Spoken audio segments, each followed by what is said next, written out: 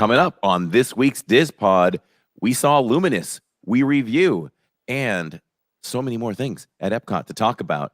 It's all new. It's an all-new Epcot. Walcott, it's almost gone. And Clifflix is here, and we finally went to Jollywood. Let's go.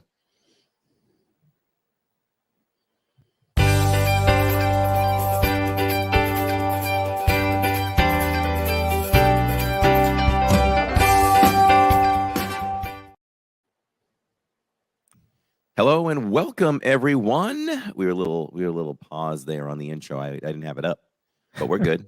We're good. So, yeah, welcome. We have a special guest down below. Always love when Cliff from Clifflix is here, and we usually do a little segment at some point in the podcast called Inside the Parks, and it's going to be an extended version this week because there is a lot to uncover when it comes to the parks this week, right?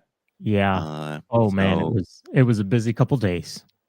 It was fun, and I don't know how I'm holding up. I guess it's just I know I have to move forward, push on, and just work through it. And what I'm talking about is the lack of sleep I've had in the last 48 hours. You know, little more than usual. So, I got a guy that I personally train in the gym 3 times a week. Most of the time it's Monday, Wednesday, Friday. When he has some things going on, plans, he'll usually kind of reschedule. We try to reschedule, or he'll miss a day or two if business gets in the way. So this week, I knew it was coming up. I was eyeballing this over the last couple of weeks. I knew we were doing Epcot, and with Luminous and everything new opening up there, I knew that we'd be there late. Mm-hmm. He wanted me to see him the next morning, and I get up at 6:15 to get ready for that. But then he's like, let's do 3 days in a row. So this morning was day 2. Last night we were up late out at Jollywood, and my head didn't hit the pillow again until probably 2 o'clock in the morning. I'm getting lost on the way home now. Oh, boy. I mean, there's so much construction now. It's like if you take a certain route or you kind of mess up on the GPS, because sometimes GPSs can still get confusing. Oh, yeah. When you're looking at multiple barrels in the road and you got to make a decision. It's bad. So that's kind of what I dealt with last night, and it made me later for home. Mm-hmm. And so I think I'm on 3.5 hours sleep from Jollywood to this. I came home. I almost said, I'm going to lie down and just take a nap until it's time for the DIZPod. But then I got to the computer and I started creating stuff behind the scenes for the channel because I just can't stop. It's my love addiction with that. Welcome in everybody in chat. We do this live because we do it for you. And after that, it goes out to the podcast world for everyone to listen whenever they want, which means they can listen on this channel. They can listen on the YouTube Music app or view it as well, because we definitely get visual at times. You don't have to see our faces all the time, but you're welcome to. And now we've pushed out past episodes. The backlog library is now hitting Spotify, Apple, iTunes, and also hitting iHeartRadio again. Mm-hmm. And we'll go current on that once we catch up. I think Lawrence and I decided to kind of trickle them out a little bit because we really want the main audience coming here first. That's kind of sneakily laying that down on those other platforms to see if it just catches on with a new group of people. So that's the plan there. And so let's do a little something where we're going to call it the state of the channel, or we could call it state of the studio, something like that. We just take a look inside our studio a little bit, and if anybody doesn't know what the YouTube studio is, I know Cliff knows it very well. Lawrence knows it very well now. It's looking at our channel in a way that no one else can. It's deep into the channel. It's how you correct copyrights. It's how you look at there's so much information here as far as, it's like CBS, right, Cliff? I mean, there's so much data here. You can get lost in it. You can almost get lost in data, if you want. But yeah, it's there are people who live by it. I honestly, I don't use it that much in the sense that I don't look at analytics. I don't know.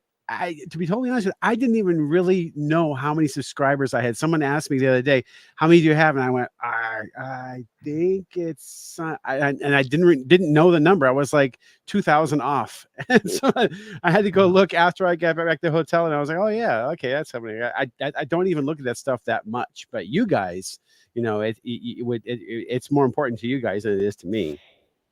But yeah, it's pretty intricate. You can get very granular with it. Yeah. You can. Let's see. Do you have access to it right now, Lawrence? Yes. I was going to put you on the spot. I'm going to let you pick an analytic, maybe from last night. You want to pick an analytic from last night? And I will go ahead and we're doing this one on the fly, everybody. I put it on Lawrence. It's fun. I like fun it. to do I that. like it. Yeah, I have a surprise for him too. So currently in this week of December 7th, 2023, we are sitting at 12,859 subscribers. So obviously, we always like to move on. We gained 98 subscribers this month. So always looking to increase that any way we can. And we figured one way we think that will help with that is for more people to comment on the channel, on the live streams when they're done. So I was just going to point out a few comments that were left, just to kind of honor those who did so. Last night for Jollywood Nights, your mom, Purple Pleasure, said this was another great stream in the books. Thank you, Cory. Thank you, Lawrence. Thank you, Catherine. And it looks like you replied to that one. Shannon Woods for Luminous the other night said, I love it. Thank you for streaming. Here's a name we've never seen before. Rockford University Perisco, I'm going to say 3265, said, great stream. Thanks for sharing the show. Yeah, and let's see. Big Al said, this isn't live. Yeah. I don't know. Maybe he was watching the replay. Who knows? What do you got for us? All right. So I pulled up last night. So what do you want to know? What do you think? What do I want to know? How about like returning viewers to the channel as opposed to new? Because that was a big night. Yeah. So viewers that watched Jollywood Nights with us last night, 61% were subscribed, 38% were not. I would venture to say that's a number that is shifted, right? Yeah. A lot more of our subscribers tuned in for that. That's right. Because they wanted to see it. And yeah, we thank them for wanting to share that experience with us. So yeah, that's pretty cool. So maybe we can pick a new little category, every podcast, and we can teach y'all a little bit about what it's like behind the scenes. And yeah, we're trying to push shorts this week than last week. So more shorts content and more vlogs. We'll have another vlog coming out on Saturday. I'm kind of finding that's where my groove is. So every Saturday we're dropping a new vlog for members only. And then on Monday, it debuts for the rest of the public. So if you want to get in early and do that, you can join for as little as $1.99, and that's going to get you there. So there we go. I like that. We can work on that, fine tune it maybe. A little conversation about the state of the channel. Thanks for moving the heads around, Lawrence. I was all mixed up. Oh, I guess I was on the left and you were on the right. Oh, I didn't even notice I moved. Yeah. For all of those watching, I'll mention this. You alerted me to this last Saturday, I think, and Cliff obviously would be unaware of this, but do you know Frommer's Travel Guide, that big conglomerate there? Last 2 years, they have voted on top live streams in Disney to watch. And last year, we were, I think, one of 5 to watch in Walt Disney World alone. And this year, they condensed Walt Disney World. And I think there was only 3 of us, right, Lawrence? 3 or 4. Yeah, so it was only a handful, yeah. Yeah, one of the top to watch in the world. So I'm honored by that, and I just like to let people know, especially new people popping in now and then. Welcome. Thanks for finding us, and if you did, I want you to know that we're one of the top streams to watch, channels to watch in the world. So hopefully you'll stay. So we're proud of that. And let's see, coming up on the channel, we have, on the 9th, Hollywood Studios with the whole fam, and next Wednesday, Magic Kingdom, followed by the DIZPod on Thursday, and extending out to the following Saturday, the 16th. This one is where we start to get a little special and creative because we're going to start leaving the parks for a couple of weeks. But we are in the park last on the 16th, regularly, not counting the Mickey party the week after. But on the 16th, Saturday, we will be live at Animal Kingdom starting, and then heading over to Disney Springs for a, Christmas tree stroll. And we'll try all the new December flavors over there at Salt and Straw and have a little fun with that, little shopping. So that's a look ahead on the channel. So other than that, I wanted to pass on one thing unrelated to anything. This is what makes it different from any other Disney live stream. So I heard this thing on the radio today. This is amazing for all of you that lazy and don't work out or just don't want to or can't. I don't have any of the stats, but just quickly to touch on it, there was a study in Finland that studied thousands of people recently, and the study just came out, and I'm sure you can Google that online, and it says exercise is not needed for better health. They took blood samples from thousands of people, and their blood that didn't exercise compared to those who did, and the blood was no different. And they said if you work out vigorously and hard over years and years and years, it actually can take up to 2 years off your life. Isn't that crazy? Wow. It's one study, but science. I mean, thousands of people. Yeah. You know what's funny though? I've said that, being a personal trainer too, that I've discovered if you just eat well, your body's healthy. The only thing you really need exercise for at that point is just to keep your muscles toned. You need to, which that's not really a term, they poo-poo that in medical school, but just keep your muscles strong because we do lose muscle each and every year as we get older. So just a little side note. I read somewhere that there was some, I don't know if it's a study or what, but they were saying that animals that have faster heartbeats, like the actual rate, have a shorter lifespan than animals in general that have slower heartbeats. So the faster your heart beats, like I guess they say the less time you have. I don't know how that relates to humans or stress or whatever it is, but the tortoises that live 100 years old have like a really slow heartbeat, and dogs I think have a fast heartbeat, and they only live 10 15 years. So the rate of your heart beats has something to do with your lifespan. So I don't know if that ties into what you were saying or not, but I mean, it's funny when you say that though, right? You think about it like, maybe hearts just have so many beats in them, it's a muscle. It works constantly. Just from the time we started this DIZPod like 13 minutes ago, how many times is our hearts beating? Beat. Yeah. Science is wonderful. Anatomy is great. Dave says no sugars, less carbs, smaller meals. Yeah, there's all kinds of different ways to do it. So just a little bit of chit chat. It was cold again here, and man, I thought it was over for a bit, but we got a little cold last night, and a little. we'll talk about we got cold. It snowed. It did. It snowed. So let's get into it. Cliff is here, and let's So I put up a poll. Okay. I love to do those. And so if you're in the chat, if you want to answer that for us, so the poll question was, have you seen any of Cliff Flick's videos? So I don't know when I first found your video. I'm gonna guess it was Harmonious, and just started watching because of the quality which is really the same reason that I started watching Cory and Living in Diz, because the quality is so different than a lot of the other streamers, and certainly your content is. I have not seen anybody do what you do. So, can you kind of give us an idea of why you started doing it? Because I know you do it for work, but Disney is not your work. So, what got you into doing it and capturing those nighttime shows?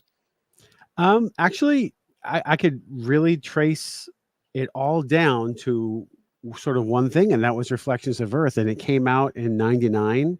And actually, hold on one second. All right. Gonna show us something. Anybody that's not watching this, the equipment behind him is amazing. Oh, This Wow. camera right here is a tape camera. This was one of my original cameras that I used back in, I think this might have been maybe 2000, 2001, or somewhere around there. I had to look at see what this is. One of the oldest cameras that I have, and this got me in. And it's a tape camera, and it got me into doing video editing. And I saw the Reflections of Earth, and I loved it so much. And I live in Fort Lauderdale, and it's a 3.5 hour drive. And the first time I saw it, I said, how do I take this show home? I want to bring it home with me so I can watch it all the time, because I don't want to drive 3.5 hours to see the show. So I bought one camera before this one, but this was the one I really started using just literally to film Reflections of Earth. And I learned how to film other things too. When I would go there, I would shoot it, I'd come home, and I would look at it on my computer, and I would say, it looks horrible. It looks horrible. What am I doing wrong? Like, no, I got to do better. Two weekends later, I drive back up again and try to figure out what I did wrong and try to improve it. And this went on for years and years and years. And Reflections of Earth lasted 20 years. So I'd say the first 10 years was me trying to get it right and be something that I could be, I can really enjoy. And I couldn't get it right at all. You're not going to get anything that looks really good out of a camera like this anyway. mm-hmm.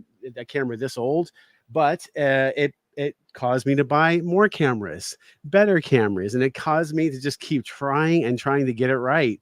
And I really cut my teeth on that show, really. Mm-hmm. And then I started doing Wishes, and I started doing other ones. I started doing multicam. My very first multicam, I did 4 camera angles. I didn't think I could do it. I thought, if I could do multiple camera angles, that would be crazy, but I don't know how to do that. I don't know how to do that, And I said, well, I'm going to try anyway. And then I kind of learned how to do it. It was terrible, but I just improved bit by bit until I got to the point where I knew exactly what I was doing. I knew exactly, how to shoot it, what ISO to use, what shutter speeds to use, and what lenses to use, how much light I needed, dynamic range. I got into color grading. So it's just something that kind of was spawned literally from a Disney nighttime spectacular. And then the things I learned on that, I applied to all kinds of other things that I do now. So, that's work related. That's I do a lot of national park stuff. I have a library full of wolves and grizzly bears that I've shot in Alaska and Banff, Canada National Park, and Glacier, and a lot of Yellowstone. I go to Yellowstone. I've been there probably, I think, 8 times in the past 12 years or so. So, I mean, I've learned how to shoot, but it all started literally with Reflections of Earth and me loving this show so much that somehow I had to bring it home and I had to get it right. And lots and lots of failure, just, that's how I cut my teeth. That's I've been paying attention a lot to content creation, and there's a lot of mentors that say you just got to press record. Your first one's going to be horrible, but you just keep going and going and, improving on it. And I've been using that, in my job as well, where I'm starting to dabble in a little bit of content creation for them. And the first one's not going to be smooth, but you got to keep working at it. Yeah, You and know, I definitely grew with the technology too, because I had this love of it. I kept saying I need more, I need better, more expensive, more expensive constantly. Better microphones, better, and I just kept growing with the technology. So whenever something new came out, bam, I jumped on it. I'm kidding you. I'm not kidding you. I would literally, as soon as I get a brand new camera, that weekend I was off to Reflections of Earth, and I was out there filming with it. And then that's literally what drove me. Was Reflections of Earth was a massive driver. I still learn new things every day. Every day. There's no such a thing as you've reached this level where you don't need to learn anymore. No, no, no. And you can learn something in life from literally every single person around you. So yeah, Yeah. that's how it all started.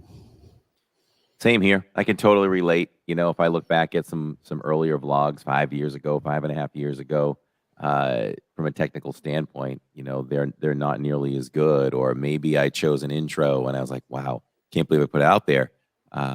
Thumbnails, wow, I can't believe, the things I look at a few years ago. I'm like, how did the channel grow with a thumbnail like that?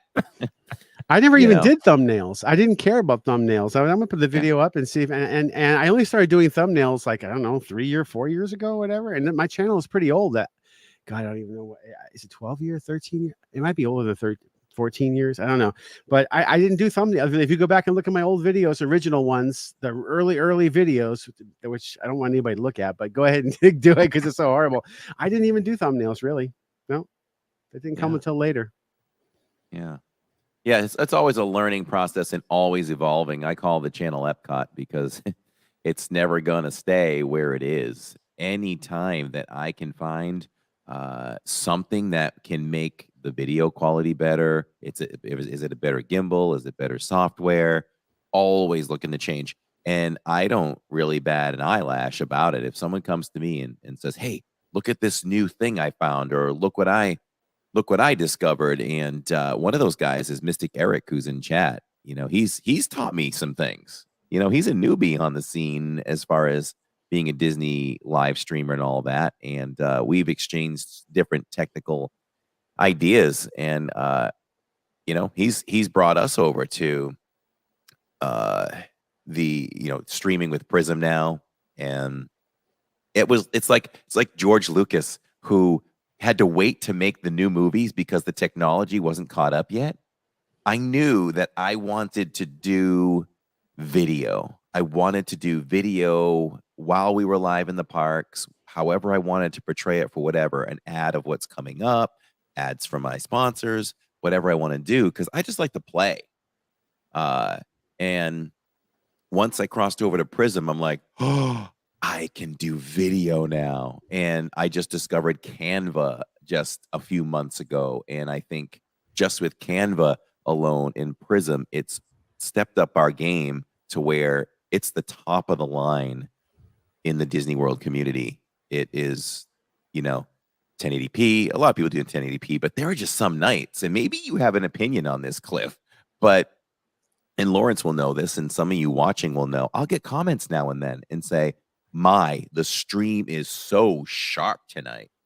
I'm just running the same thing. So I don't know if it just has to do with signal, even though I'm still pulling my 6,000 kilobytes per second, or what, but there are some nights where it's even sharper than others.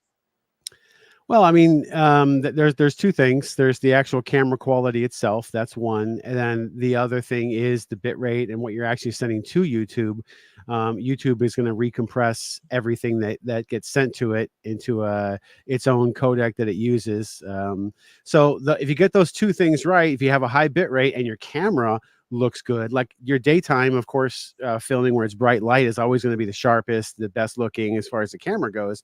And then we're all going to struggle in the low light, nighttime stuff. So you really have to, when you're looking at image quality, you have to determine, okay, does it look great because my camera looks great, or does it look great because YouTube bit rates are high?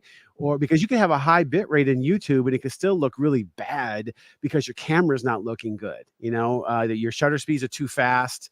The exposure isn't optimal. So even all the best bit rate in the world, you can have 10 megabits, 20, 30, 100 billion megabits. If your camera is struggling in low light, it's not, your image quality is not going to be good because of that. It all starts with the camera first, and then YouTube is the second link in the chain. So, but yeah, exposure is really a hard thing to learn. When to or how to expose properly, overexpose, underexpose, that kind of stuff. I don't want to get too nerdy, but exposure is a killer thing. In daytime, exposure is not a problem because your camera is going to be able to adjust perfectly in daylight, broad daylight. It's the nighttime exposure where it really takes the skill to figure that out. Yeah, that's the current struggle for me. I mean, pretty much showing up to the park, I know where you lag and where you don't. Occasionally something will surprise you, but like I was telling you the other night, I can pretty much, you can ask me any area in any park and I can tell you what the chances are of having lag. So my probably pet peeve at this time, and it's not going to be fixed maybe ever or anytime soon, maybe at least not for a couple of years for me, because we don't buy a streaming phone every year, but it's that exposure we talked about. You mentioned it last time you were on. You and I talked about it the other night, and I tried to point it out to Lawrence last night when Elsa came on stage for Fantasmic. It's like it's a complete whiteout. It's called clipping. You're clipping your highlights. That's what it's called. And clipping is just you take the waveform and it just slices it. Sampling stops in pure white. There's no more sampling beyond that. It's just a straight line, essentially. And that's actually part of your image sensor on your camera just being blown out. Too much light. It's like a volcano. It's like it's just the pixels are just bursting with photons, and they can't. It's just pure white, so you have to lower your exposure for that. And I can tell you one other thing about bit rates, and I'll just say this really quickly. If you've got 1 megabit, 2 megabit, whatever that is, it is sometimes more advantageous to allocate 720p as opposed to 1080, because 1080 in a low bit rate won't actually look as good as 720 in that same bit rate, because when you lower the frame size and you keep the bit rate the same, now you can allocate more of those bits for less pixels, and now you have less compression, so the compression ratio is in your favor. So, and just so you know, Disney on cable systems actually broadcasts, and ESPN as well, and so does ABC. All their products broadcast in 720p, not 1080, and they uplink that, and then the cable companies, your Comcast, your Charter, whatever, they're actually upscaling it to 1080. But the origin on all Disney broadcast is actually 720p. It's not. They don't broadcast in 1080. They don't, and they're pretty much the only major broadcast company that does it that way. They just chose to have a 720/60 as opposed to progressive format, as opposed to 1080i, that everybody else, NBC, ABC, CBS, Discovery, you name it, we're all doing 1080i, and they're doing a progressive. So they chose that when HD first came in. So and when you look at CNN and when you watch Disney Channel or anything ABC related, do you even notice that it's actually 720? And most people don't. They don't even notice it. That makes me wonder about Fox. When I watch Fox Sports, to me, Fox Sports looks different than like NBC. Yeah, they're 1080. But again, it just all goes down to you got, let's say you have a cap of 2 megabits. That's your pipe. That's all you have is 2 megabits. Well, when high motion happens, or even in low light, that's gonna break down more when the compression ratio is higher. And when you drop down to 720p, now you can allocate more data to each frame because the frame is smaller.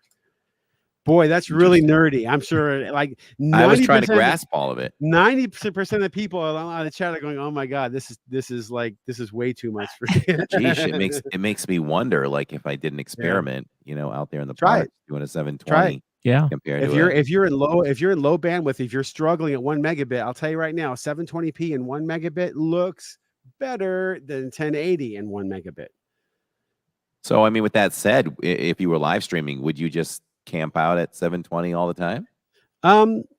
It will definitely lead to less motion artifacts, and what happens is, boy, I could talk about this for a long time, but I'll try to keep this as short as fast as possible, because Yeah, we can always go extended your later. shadows, your shadow areas, when compression is stressed, they will sacrifice the shadows first and allocate more bits to the highlights and the midtones. So what happens is when bitrate is crunched, when bitrate is crushed, it just dumps the shadows, and your shadows become what's called macro blocking, which is big giant squares in your shadows, because it's averaging down the bit rate to keep those blocks, within the pipe that you're giving it. So super complex, but just know that 720p is more bulletproof than 1080. It's less delicate. It will survive low bit rates better than 1080.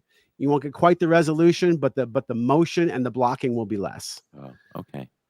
All right. Especially if you're watching on an iPhone or an iPad or a mobile device, like I watch you guys, and I'm watching on this, so 720 on this isn't gonna look any different than 1080 as far as resolution goes, and even on an iPad, so 1080 is great if you're on a big screen, but on a small mobile screen, nobody can notice a difference, and 720 is more bulletproof. Sorry, guys. I learned. No, don't apologize. I learned a lot there. Wow. I learned a lot there. Yeah. In order to have 1080, you just need more bits. And if you can get 3, 4, 5 megabits, then 1080 will look better. And it won't be stressed out. But when a stressed out compression, needs smaller frame rates to survive.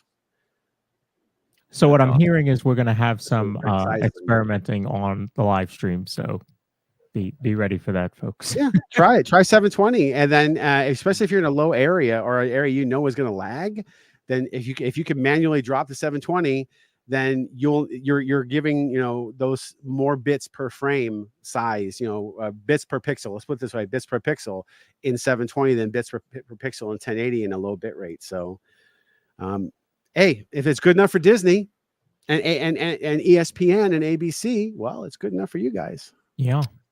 Yeah, we might have to figure out a little bit of that. Maybe we'll do a private stream, Lawrence. Yep. We'll do a private one of something and then go live later and just kind of compare. I work for a big media company, and we deal with satellite transmission. And I've told this to some of our satellite engineers that, hey, Disney's doing 720p. They're like, oh, it can't be. No, look it up. And I'll be darned. They'd look it up and they come back and say, oh my God, you were right. And these are our broadcast engineers for satellite broadcast encoding. And they're like, yeah, they do. Wow. Nobody ever realized that. Oh, that's amazing. Well, hey, when you're saying that, like our TV service now is YouTube TV. And when you want to watch ESPN, I believe, I'll double check it, but I'm pretty sure it doesn't go higher than 720. And I was like, wait, what?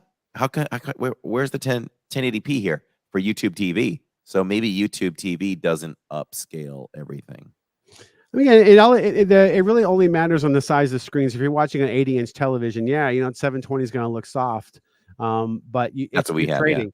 Yeah. You're trading. You're going, okay, do I want a softer picture that doesn't break up, that actually survives motion better? Because motion is the killer of what's called long GOP codecs. But if you have a low bit rate, you're going to have the guy's going to move his head really fast, and his nose is going to stay behind, and he's going to go like this, and what I mean. So that's part of what's called long GOP compression. But anyway, it's just try it out and see what you guys think of it. Yeah, it's definitely worth a shot for sure. And then if it works, I know how many messages I'll get in the chat. You're at 720 tonight. You're at 720. Hey, right. You're at 720 tonight. Yeah. I mean, can you dynamically switch if you go to an area where like Pirates of the Caribbean or something like that, and you go, okay, I know we're gonna lag.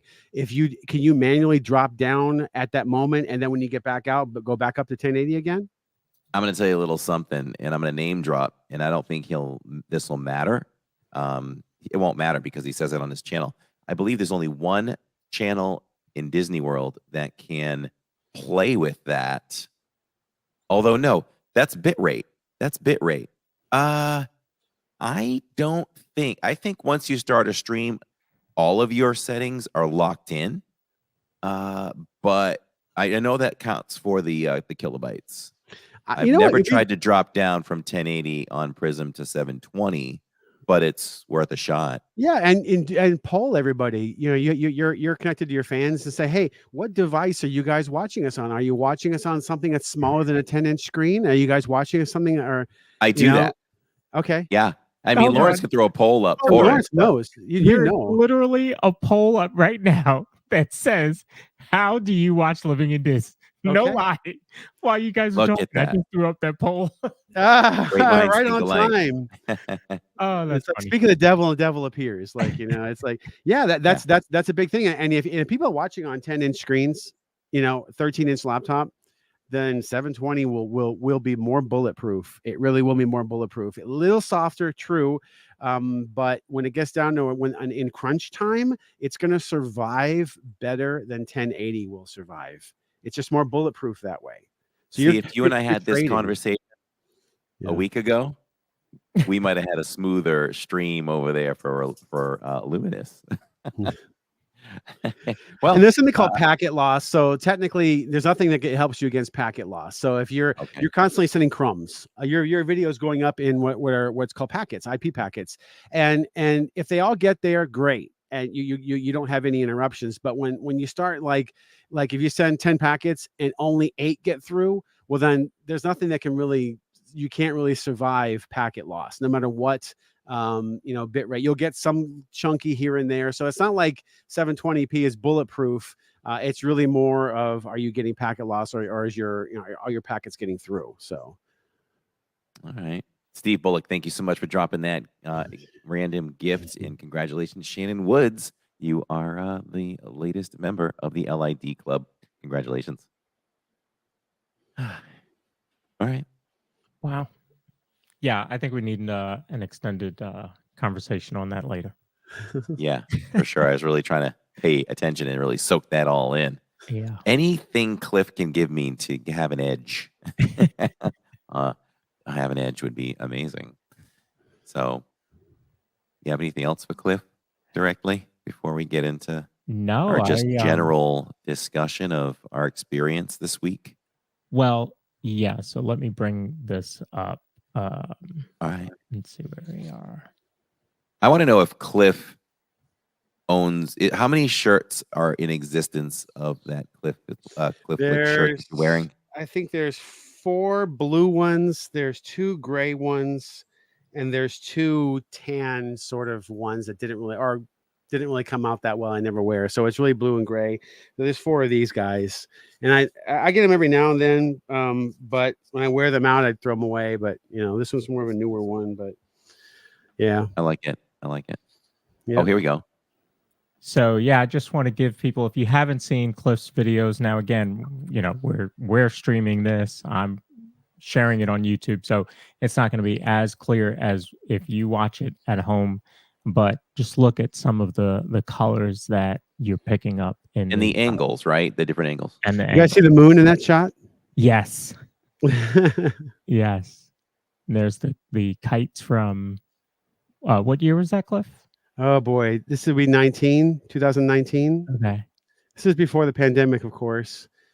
And those are jet skis, and they're cruising, and they had such quiet mufflers. They were so silent when they went by you. But yeah, I always and this is a really kinetic element of the show that's real. I mean, it's something it's motion, it's moving, it's live, it's you can't reach out and touch it, but I mean it's you know what I mean, it's not just fireworks and light. Yeah, it's something real, you know. And there's 2 people on each jet ski, one guy facing backwards, and yeah, I just think it's a beautiful part of the show. I'm so sad. I was really sad when they killed it. They took it down. But yeah, the pandemic changed everything. And there's 2 parts of the show when the kites come. There's this part, and then there's a part with with the America segment where it goes red, white, and blue, and you have all the sparklers that come off the second one. And yeah. But yeah. Yeah, with those twirly fireworks, I call those the fun ones. Yeah, those are fun cool. ones. Those are really cool. Silly fireworks. Yep. Yeah. So if you haven't seen Cliff, please check out his channel. I'm trying to think if there's a show that I love that you're missing. I don't think there is. I haven't watched a lot of the Disneyland stuff. I did watch Fantasmic because you had just premiered it when we were when you were on the show last. So I did watch that one, but for the most part, I haven't watched like what's the show? What's the name of the color show? World of Color. World of Color. Yeah, I Yeah. watched that one because I want to, experience Disneyland first before I see anything Yeah. over there. Would you Okay. ever consider an international park in doing? I want to go to there? Japan. I would definitely love to go to Japan. I've heard that Disney Seas is literally the best managed, cleanest, most sparkling Disney park that has ever Mhm. existed anywhere in the world. I mean, it's over and over again. People tell me that Disney Seas, which is right next to their Disneyland, is really, really incredible. And of course, Disneyland also. Disney Tokyo is not owned by Disney. It's actually owned by Right. the Tokyo Land Management. I'm sorry, Oriental Land Management. And they just license. And let me tell you, those people, they care deeply, deeply, and I mean really deeply about their parks. And they keep it spotless, absolutely spotless there. And they're big on keeping the traditions alive. They didn't let Splash Mountain go. They were told by Burbank, hey, you know what? Take our new one and get rid of Splash Mountain like we did. And they said, no way. We are not getting rid of our Splash Mountain. And it's the only Splash Mountain left in the world now. They refused. Interesting. Yeah. Yeah. I wonder what their motive was behind that. Multiple motives. Hey, we'll have the only one now. Maybe it'll drive more people here. Could That's be. the one I wonder if that had any. It is a part of Tony that. Baxter ride. Tony Baxter created that, and the movie itself. I think you can still get the movie in Japan. You can't get it anywhere. I don't Yes. think in other places, but I think it's still available in Japan, in the Japan market. Like most of the bootlegs you see come out of Japan for Song of the South. But yeah, it's something that Tony Baxter, is one of his. He loved that. And by the way, that was the very first Oscar that was ever given to a black actor for James Baskett. So that movie is historic in the Hollywood world because he won the Oscar for that. And I didn't know yeah, that. yeah, and that had never been given to anybody like that in previously to that. So I mean, that is such an important. And of course, his family, James Baskett's family, loves that movie, and they don't understand why it had even gotten some of the complaints that it had gotten. But and Tony Baxter, not even recently, about 3 months ago, Tony Baxter was on a podcast, and he even said that he didn't understand why there were some complaints about that because it really honored that movie. I mean, that movie really honored some of the traditions and storytelling, even from Africa. Really, it did. So he could never figure out why there were some people that just were really upset about it, and why Disney kind of swept it under their carpet. And that was one that Walt was alive when he made that. It was very, bold in its day, very bold, and I don't know. I think it's timeless, and I've seen it. I've only seen the bootleg copy of it, but I mean, it's a beautiful movie, and it really, really is. And like I said, he won that. And Zippity Doo Dah. Nobody knows where the song comes from. Zippity Doo Dah, Zippity A. And they're even pulling that song, from a lot of the, the can. You don't see it anymore in other shows or anything like that. So even that's I think they had won an Oscar for that song. It's some kind of a major award for that song as well. So I don't know why they wanted to erase it the way they did. It's sad. It's a sign of the times. Disney was forced to do it. Unfortunately, and I love the ride. Not to go into a deep conversation about that again, but it's like I didn't even connect the two. I just thought it was a fun ride with animals and a great song, and just all about fun. Never thinking deep, but unfortunately, there's too many people out there looking for something everywhere. So Yes, this is the that's sign of the absolutely true. time, unfortunately.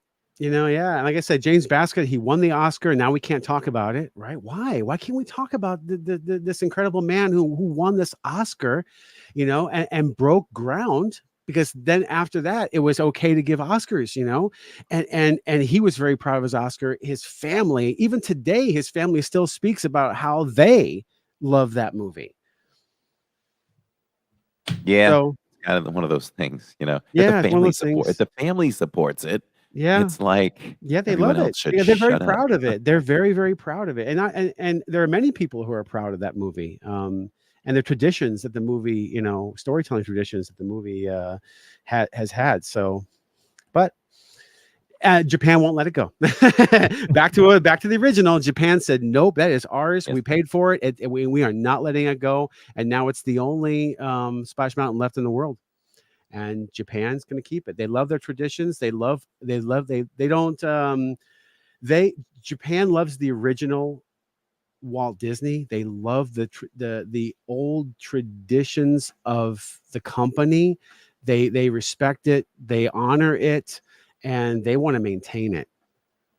Whereas, I mean, we're not getting too, you know, spicy, but there are people, some people in the company who would prefer that we kind of leave some of those things behind, and that maybe Walt Disney was problematic, and you know they have complaints about you know some of the history, and they want to fix that history by kind of changing things, you know. So there are people who have that belief, and I'm more of a traditionalist, but I don't know. We'll see how it all goes in the future. Yeah. So I have a question for Cliff. The picture in your background over your left shoulder. Yes. You're the second person now in the past couple of days to ask me that. It's been up there for a long time. And one of the person that had stopped me, I love your videos. You got to tell me who that guy is. His name is Devin Townsend, and he is an artist from Canada. He is a musician.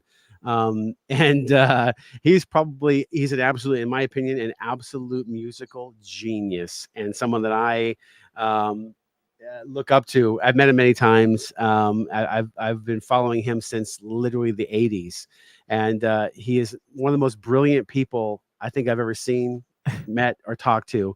And he autographed that for me. And also the octopus is in one of his videos. He's holding that exact actual octopus, that exact model, same toy in this video. It's called Genesis. And I had to buy it just because it was in this video. So I'm flanked by two Devin Townsend, you know, things on both sides of me. So yeah, he's Inspiration. very, for me, very incredibly inspiring. I mean, I would say that a lot of what I think of artistically is inspired by him musically. So very powerful person in my, you know, In your inspiration realm. world. Your Yeah, world. my realm. Yes. Very Devin cool. Townsend. Yep. Last time you were with us, you were talking about working on not what do you call it? Illuminations. You're working on Illuminations. Yes. The project. How's that going? I've taken my 2017 library. I've taken all the clips out of it that are the best. And I had done a lot of image processing, noise reduction, a lot of color work on those. And now I'm moved on to the 2019 database. There's literally over 55 complete shows from beginning to end in different areas of the park. Wide shot, medium shot, tight shot, wide shot, all over the Italy, you name it, all over the whole place. So now I'm going to be going over. I'm going to pick about 15 of those 55 and work with Don Dorsey over Zoom. We're going to edit this over Zoom. So I'm going to have him log in. I'm going to have my preview monitor heading out to Zoom, and we're going to cut this show the way he envisions it. He created the show. He developed it. It all came from his head. And he likes my videos, but he thinks there are areas that I should have chose different cuts. So we're going to go through and cut together bit by bit, chunk our way through it with all the different camera angles, and we're going to make a director's cut. So it's all a lot of pre-work. I don't think it will probably come out until the summer or so, or maybe the spring if I can chunk through it fast enough. And then that will be like probably the very last Reflections of Earth video I probably ever edit, but it will be from, with him. So I think it's important. And that will be shown. Was it National Geographic? No. It's just going to be shown for the whole world. Anybody can download it, and it'll be on the channel. I was even thinking of making a Oh, separate channel, a Reflections of Earth dedicated channel. So, and I was going to put a lot more content on there. We're doing a documentary. I'm hoping I got that penciled in with Don Dorsey and the other creators of the show, the fireworks. Try to get Gavin Greenaway if I can, Kelly Coffey, who sang Promise, trying to get everybody. And I have a lot of footage that I can use.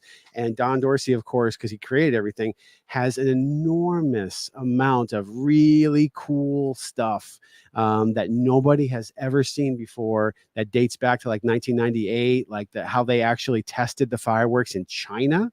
They actually went to China and actually did testing out there and developed. Everything's all custom made. The air launch system, I believe that air launch was first done on Reflections of Earth. It was the very first show to ever use that technology.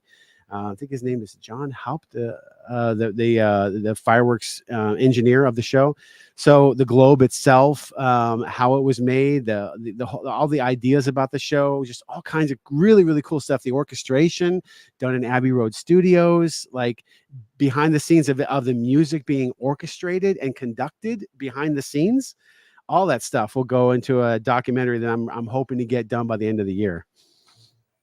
and I'll have to travel. I'll have to fly to all over the place to do with my cameras and sit down with lighting and microphones and interview everybody. So that's awesome. That's very Yeah. exciting. So are we talking about two separate things here? Two separate things. Okay, so where will that show? Same place. So the Oh. documentary is free. Oh no, it's not going. It's going to be for everybody. So it's not going to be a Disney Plus thing or anything like that. No. In fact, I'm going to find some kind of a way to get, because we have to use the music to be it's about that, it's such a huge part of it. I've got to somehow get Disney to sign off on us being able to use that music.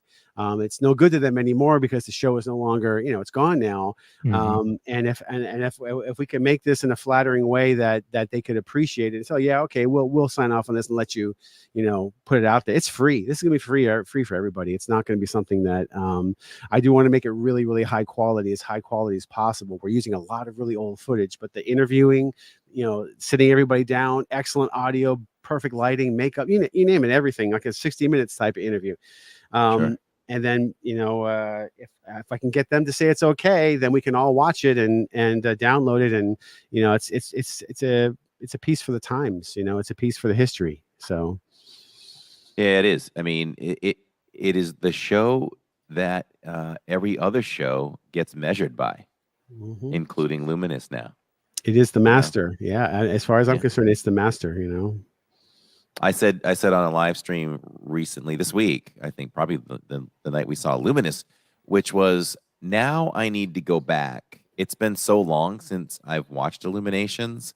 I need to watch it to kind of really refresh myself before I nominate Harmonious as the best Epcot show ever, because that's the way I feel now. But I got to go back and refresh that. And when I do, I'll have a more honest and accurate opinion.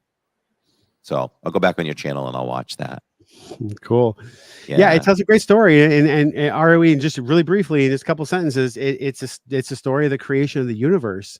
And we have the Big Bang. We have acceleration. We have one big spark that causes the entire universe to explode. And the Earth cools. The Earth is formed, and when it's going out into the globe, you see all the water around it. That's when it's cooling off. And eventually life forms, animals come, people come, and culture. We come out of our caves and we start to wander the earth, and we get on our sailing ships, and eventually airplanes, and we develop music and culture, and it all ends in this beautiful celebration of life. And it's a great story for those who really kind of pay attention to what's really going on. And the 1,000 points of light at the end, where all of them are just 1,000 exploding. I don't know if it's really 1,000, but it's a great show when you really understand what it all means. Yep. It's loved by a lot of people. That's for sure. That's for sure. You ready to go officially inside the parks, or do you have anything else before we jump forward? No, I was going to say maybe do the sponsors and then do the parks. That sounds good. Should we We have new sponsors marked and old ads. The old one is the one that I have to read. Correct. Right? Yeah. Ooh, should we? We didn't do anything to fix this. You think it was just glitchy to run the It normal might have ad? just been glitchy. Let's give it a shot. Let's see if we can hear it. If we can't, we will come right back. Looking for a home that offers the perfect blend of luxury, comfort, and convenience with Disney World in your backyard? Victor Naraki is a licensed realtor with Vision Home Real Estate LLC. He is here to help you find the home of your dreams. With over 13 years of experience in the vacation home market and a proven track record of success, Victor is the perfect partner to guide you through every step of the home buying process. So why wait? Visit DisneyAtYourDoorstep.com today to learn more about Victor's exclusive range of properties and schedule a viewing with him today. Your dream home is just a click away. If you're planning your next Disney vacation, consider booking with Your Magical Adventures Await. Claudia is a Disney travel agent who can create a magical adventure to any Disney park worldwide, including Walt Disney World in Florida, Disney Cruise Lines, Alani Resort in Hawaii, and guided group vacations with Adventures by Disney. She can also plan Universal Studios trips. The best part? If you book with her, her services are free. Disney pays her to help you create a seamless, magical adventure. Her availability is unmatched, and you can contact her Monday through Friday, 9 a.m. to 8 p.m., and Saturday and Sunday from 12 p.m. to 6 p.m. Make your magical planner Claudia Anderson today from Your Magical Adventures Await by calling her at 956. Okay, we'll click off there. I clicked a little too soon, but all that information is down below if you want to pursue that more. Claudia is just saving people hundreds of dollars all the time. And Lawrence can attest to that. She just for sent sure. me my new quote for my next trip, which is in 22 days. That's awesome. We're talking with Cliff Flicks tonight. We're honored to have Cliff Flicks with an X. If you love these nighttime spectaculars, jump over to his channel later on and subscribe, and you can just watch for hours. Cliff's channel, I think I knew about it during the pandemic. Pretty sure. It's funny when the pandemic hit, anybody doing what we were doing in the parks, I mean, the park shut down, our content shut down. We all had to become creative, and we all did different things. We turned Friday nights into cooking with us, cooking Disney recipes at home. We took everybody into our kitchen. I mean, we were playing challenges. We did Easter eggs. We colored Easter eggs one night. Crazy things just to keep thinking. Watch parties. I watched Mulan for the very first time live on our channel as watch parties and things like that. But the other thing I did was I had another idea where one night we would take everyone to some of the Disney parks around the world and show some of these nighttime spectaculars together, talk about it, play the video. I did get permission from another channel to do some of that. So that was cool. But if I certainly would have realized Cliff was out there, you have the best stuff. So I probably would have asked you permission to play those over on our channel during the pandemic when everybody was trapped. Oh, can't hear you. I just hit the mute button anytime. Thank you. I appreciate that for sure. I even play his videos in my car. I pull up the YouTube and just let it play because that sound is amazing. Yeah, that deep space sound. Deep space audio. Love Have I ever showed you guys the microphones for that? You did. Yeah. Incredible. Even my son Jacob saw it. He's like, whoa, Dad, that's pretty cool. Yeah. That's pretty cool. Speaking of Jacob, excuse me, are we ready to go into the parks in a minute? Yeah. Are we ready for that? Just before we do, Jacob and I are working on our first annual top 23 movies of 2023. So there'll be a special DIZPod podcast, father and son. You get to hear Jacob, everybody, for like an hour on a podcast. That's pretty cool. So it'll be Jacob and I. That'll hit around New Year's. And I'll tell you guys off the air, but I discovered some analytical proof. There's a number out there when you're wondering if you should see a movie, there's a number you should pay attention to that'll take all the doubt away. And if you go to the movie, you're pretty much guaranteed that you're at least going to be entertained by it. There's a percentage out there. I'm proud of myself. So we'll talk about that on that DIZPod, and maybe it'll help you make better choices when you see your movies. All right, it's time to go inside the parks. We got a big one here.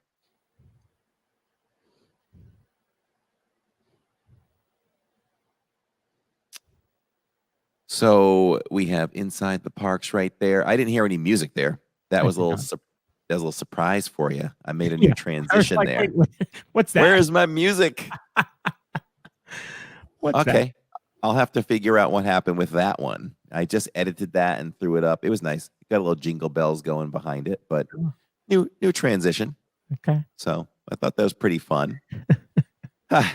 Okay. So we're inside the. You know what? I'm stubborn. Let's do it.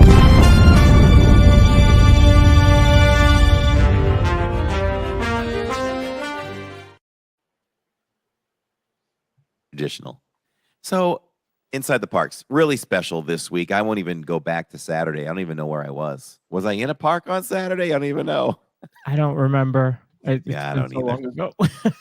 It feels like forever. I'm in this binge of not sleeping much. Did we talk about that live, or did we talk about that before we went live?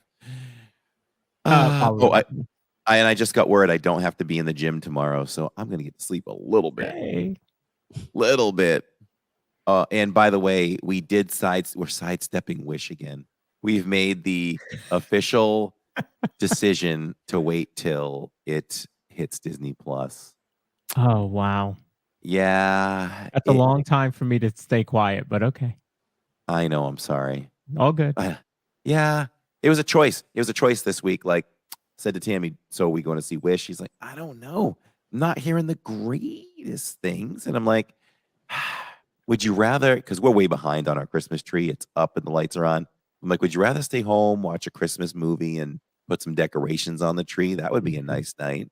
So I went to Jacob, and he's like, well, what else is playing? So we shifted the shift. We're going to see the shift tomorrow. So we'll have a little review on that one. Something that would have snuck right by us, but we looked at trailers and that one caught our eye. So we'll try that, and we'll just wait for Wish. Unless there's some holidays coming up. If it's still kicking around, I have a lot of days off around Christmas and New Year's. We'll go see it then for sure. So stay tuned for that. So inside the parks starts with Epcot this week. And I would say you traveled down with the family. I did. So we had planned just for these 2 days. As soon as they announced what day it was going to be, what day Luminous was going to premiere, we decided that we would travel down. I got my park reservation the next day after that, just to make sure. And then when they announced that Dreamers Point and World Celebration would be opening that same day, I was like, okay, this is perfect. So yeah, we flew down, and I'll tell that story real quickly. So I broke a federal law to get. Yes, you did. Apparently, Lawrence. I should have been bailing Lawrence out of jail after this story. So we just did a carry on, and I had my backpack that I'd go with in the parks, and it's a newer backpack, and it's got a couple extra pouches. And we get to the airport and go through security, and put the stuff on the belt. And they asked me, do I have any water in my bag? Nope, no water. All right. They scan my bag. I go through okay. Catherine actually had a cup of water for Finley, had to end up throwing the cup away because it had water in it. I went on. We get to the hotel, to the resort. We stayed at Pop Century. I go and start emptying my bag out to get it ready for the next day to be in the park. And there's a box cutter in the bottom of it. Had no idea that there was a box cutter. Totally forgot. I bought it for work, and it's been in the bottom of my bag for a couple months. How did that get through security? I have no idea. So yeah, luckily I was able to just go through and There were no questions about it, apparently. Yeah, we can chuckle about that, but that really is a problem. It's really a problem. Like, I was how? shocked. I was I shocked. guess equipment just failed on that one, So It's actually happened to me too. I was flying, I think it was to California. I had to go through Dallas, and I landed in Dallas, and I was waiting for my connecting flight. I looked in my bag, and I had a pocket knife, and a pretty good size one too. And I realized, oh my God, how did this get through? There's a pocket knife, and then I had this dilemma in my head, like, well, now what do I do? I'm getting ready to get onto another plane, and I got this pocket knife. Yeah. I mean, it was only that big. What do I do? Do I throw it away? Do I keep it? I'm already past security. I'm not going to do anything with it. And then I wound up saying, well, just keep it. And so I landed, and everything was fine. But I was like, I had this dilemma. Should I just throw it away inside one of the restaurants here, or do I keep it? I'm already past security. I don't know what to do. You know, it stayed. So, well, then I left it in my bag because, well, whatever. And and then I get to the park. We're getting ready to check into Epcot, and I'm like, oh, that knife is still in my bag. So I did throw it away outside of Epcot because I didn't want to with security there. I don't know how that would go with security. I'm, they would probably ask you, if you told your story, they'd probably ask you to go bring it back to your car, maybe. They will. Yeah. Yeah. Because I think they've done that with people who have had firearms. Correct. Or something too, right? Like you have that choice. But I would then have to go all the way back to the resort, and for what? It was a pocket knife that, my company paid for, so because I had to buy it for work. So whatever, just threw it out. But that was just crazy. But don't bring any water on the plane.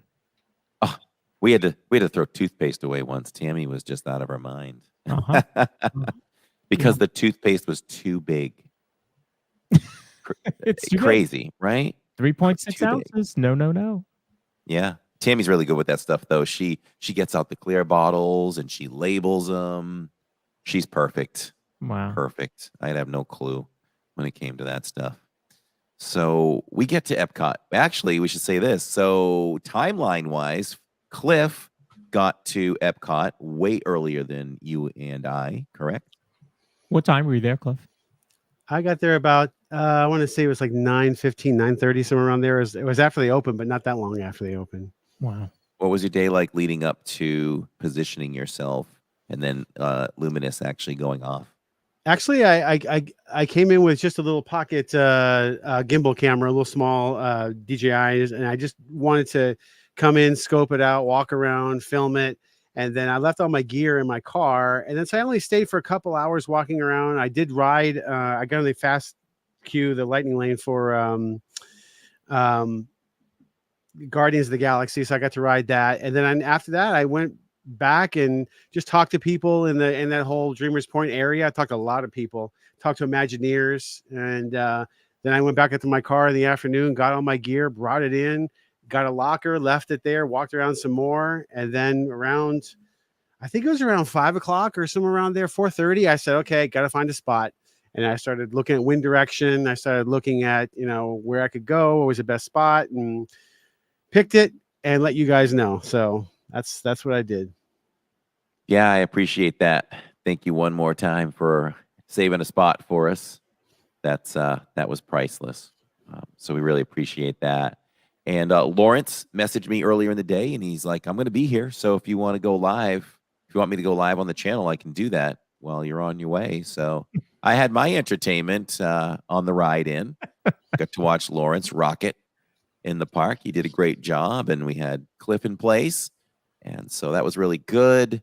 When I arrived, I don't know what happened. We had a technical difficulty, but we tried to jump the stream from his phone to my phone, which shouldn't have been a problem. But all that fine work Lawrence did, I killed it. I mean, it's there. You can watch it. But we didn't get the smooth transition, but we still got all of our viewers back eventually that we lost when I killed the stream. And I literally had to, this is a nightmare, Cliff. I had to create a stream right there underneath Spaceship Earth.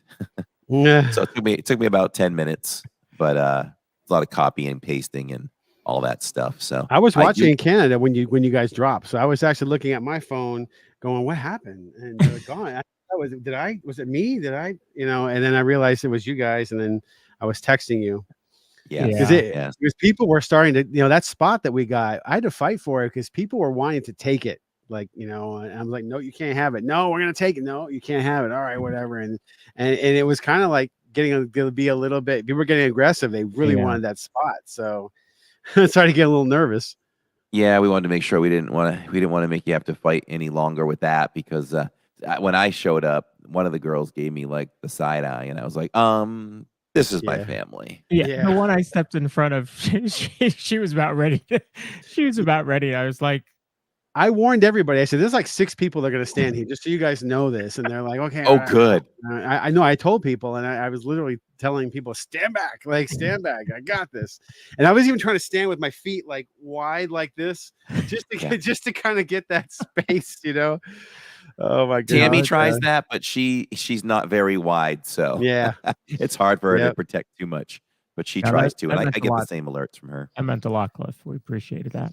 Yeah, it really did. Really and we were on did. the right side of the wind too. That was, which is important. So thanks for that tip. I still have to download that app, and I'm going to definitely use it, especially with a show like Luminous where you can watch it all the way around the lagoon. I'm going to definitely be out of the way of the wind. It's got intense fireworks, so there's a lot of smoke. It's a very smoky show. So if you're in the wrong spot, then you're gonna be engulfed and you're gonna be coughing, and it's gonna be great. You're gonna be grayed out, So yeah. Love that tip. And I was stressing out from a technical standpoint. Cliff was right there to witness it, and so was Lawrence. I was nervous, man. I was nervous leading up to that. And it's so funny because in the morning, one of my morning thoughts were, I think, the clearest of the day, I think. It just came to me like, I hope I'm okay on signal tonight because, I've done tens of Harmonious shows, tens of Epcot Forevers over the last few months and months and months. No signal problems. But I said, my reputation is every time I do a new show, I battle the lag. Even July 4th was a very big disappointment for me. It was the first time that I was ever in Epcot for the 4th of July. And I had major signal problems for a section of that show. And live streamers never let that stuff go. And I was like, man, every show. I think even when I did Happily Ever After, I had an issue. I had an issue maybe with the first Epcot Forever, possibly. So, but then it just shakes out. So, if history repeats itself, we should be totally fine for the next Luminous. But we'll find out soon. I think I'm gonna have to get there before we get kicked out of the parks for the end of the month. Yeah, because we don't have that particular pass to keep us there.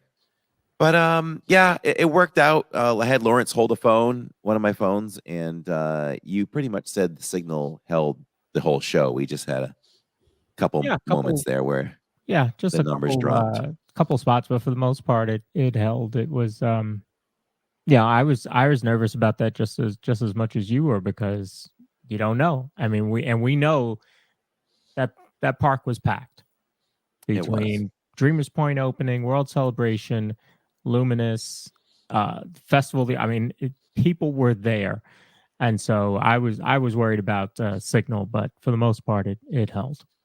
Look, if you look how many people we actually had behind us, we were right front on the waterfront, like right at the banister, right by the railing. But when you turned around and looked back, we had a lot of people actually pressed up against us behind us, and Disney had that whole area taped off, so you couldn't go beyond that. You had to leave an opening, but there was a good amount of people. Normally, you're not going to have it stacked that thick behind you. You might have one person behind you too, but there was many people behind us. So yeah. But it worked out. So I'm happy that everybody gave good feedback in the chat, and we made it through that for sure. So for me, well, if you want to get into just, talking about what we think about Luminous, partially for me, I didn't get to enjoy it as much as others because of the signal issues. And same thing happens when we're on rides. If we're on a ride and signal is a problem, then I'm more focused on fixing that than what my surroundings are and enjoying the show. So, but I did see most of the show, and So I think I have a pretty good opinion of it. So you've never So enjoyed Little Mermaid, is what you're saying? no, I have not enjoyed Little Mermaid while live. I'm gonna conquer that ride someday. Someday I will. That ride has such tough signal, Cliff. Yeah. It's the toughest ride to stream in Walt Disney World. Some Mm. days I get brave, and it has to be the perfect storm. It has to be end of the night. You know, I'm gonna end the night anyway. And the numbers are low watching us. It's like, all right, let's go in and try this. And it always fails. I can remember one time recently we were in, right? Sit down in the clamshell. You get around the corner and you're like, ooh, we're looking good. Then you see Ariel with the bubbles. You're like, okay, I think this is gonna happen. Boom. That one crashed so hard I had to close the app and Yeah. everything and walk well away from the ride. I can But- tell you, this is funny. I mean, there's one place that many I'm friends with different YouTubers and people who do streams, and a lot of people have told me that there's a very specific area. If you're right in front of the castle, in other words, the partner statue at Walt's back, but if you're in that whole area there trying to do a live stream of the castle, close to the castle like that, there are people that say that okay, it's a conspiracy theory that Disney is somehow blocking the signal so that makes it very hard for YouTubers to actually be at that exact spot to actually get the shots that they get where Partners is at. And multiple people have told me that there's antennas, Cliff. There's antennas and they're blocking the signal. I'm like, really? Yeah, it's true, man. It's true. Okay. And these are people that you and I both know. They have told me this. So Okay. on that particular spot. So I'm like, okay, I've never tried. I don't stream, but I don't know. Conspiracy Yeah, that's theory? fine. I mean- Hey, I'm willing to listen to it because there's a couple times here and there I want to get brave and I'm like, let's get up close. And I was right in front of the partner statue not too long ago. And I struggled so badly I had to make a choice before it started to back off. More And- evidence to the claim to the the theory. I don't Yes. know. Yes. JJ DIZPod says, this is why I couldn't be a streamer. I want to take in all the sights and sounds of everything without worrying about signal.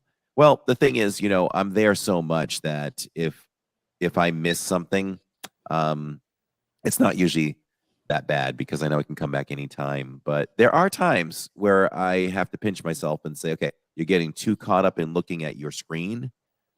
The signal's good. Just look at your surroundings and enjoy. But I know I do get caught up a lot with that too. So there is a balance, and I've been able to find that balance. So I'm proud of that. PDC, don't let me know what's going on in the Patriots game. I am going to watch it later. So enjoy. Enjoy for now. I'll go back and watch it recorded in a little bit. But I appreciate your enthusiasm. So back to Luminous here. So Luminous for me is this. I think that fireworks wise, it's a 5 out of 5 Mickeys. I think there's a style of fireworks that we've never seen before. And there were a couple times I looked at you guys and my jaw just dropped wide open and my eyes go wide as saucers. I was like, what was that?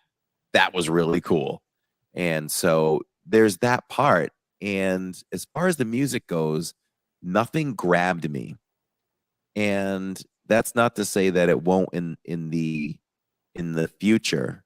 But I started thinking about this as we were doing the World Showcase walkthrough later. And I treated Harmonious the same way. Like the visuals were amazing. I just said, listen, we have never seen anything like this in the world. I felt like this type of performance tonight visually was something that we've never seen exactly like that before.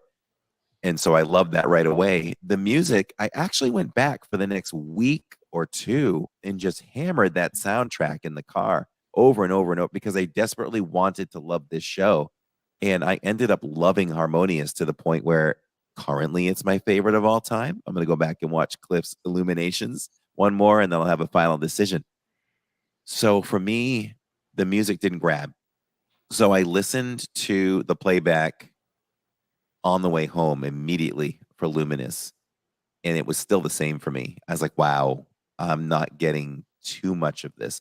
Maybe it gained 3% in favor. There were a few moments where I was like, oh, okay, I kind of like that. So I really want to love it, but it's going to take time to put that all together as far as the music goes. What do you guys think? I would agree with you. I thought the fireworks and the visuals, the color, the lights, the lasers, the spotlight. I mean, it was just, all visuals were amazing.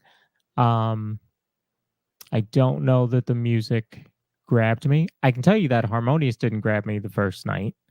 But I think I told Cliff this the other night. We watched Harmonious the first time from the bridge between UK and France. You missed half the show basically watching from there. So I think that's why it didn't draw me in. And then the next times I would watch it either from Japan or from next to port of entry. So it felt better. Excuse me. But I got to give it another couple times. I'm hoping that I get the music. I will say that I felt the narration slowed the pacing way down more than it should have been. So I think it just felt slow to me, but the visuals were amazing. Disney Dina says the same thing. She says, I like the beginning when they said Mhm. welcome in all the languages. That was Jill's favorite thing. Yeah. I like that too. And the last song, I think, will grow on me. There was an awful lot of narration, though, supporting what you said there. Jill thought the same thing. And, is there a formula for Disney shows, Cliff? Recent Disney shows. It feels like we have to have music, then we have to talk, then we have to have music again. I've been thinking a lot about this. I've been looking at a lot of stuff online, people's opinions, and thinking about my own opinion on this. And when I was watching it there with you guys, and the first time I saw it, I was dazzled immediately by the fireworks, because there's some stuff I've never seen before. It was really tightly choreographed, beautifully done. The fireworks were an absolute, damn, like you said, 5 out of 5. And I picked up on that immediately. And that night, I really wasn't into the music, and I really wasn't into the narration, kind of like what you guys just said. So I felt that same thing.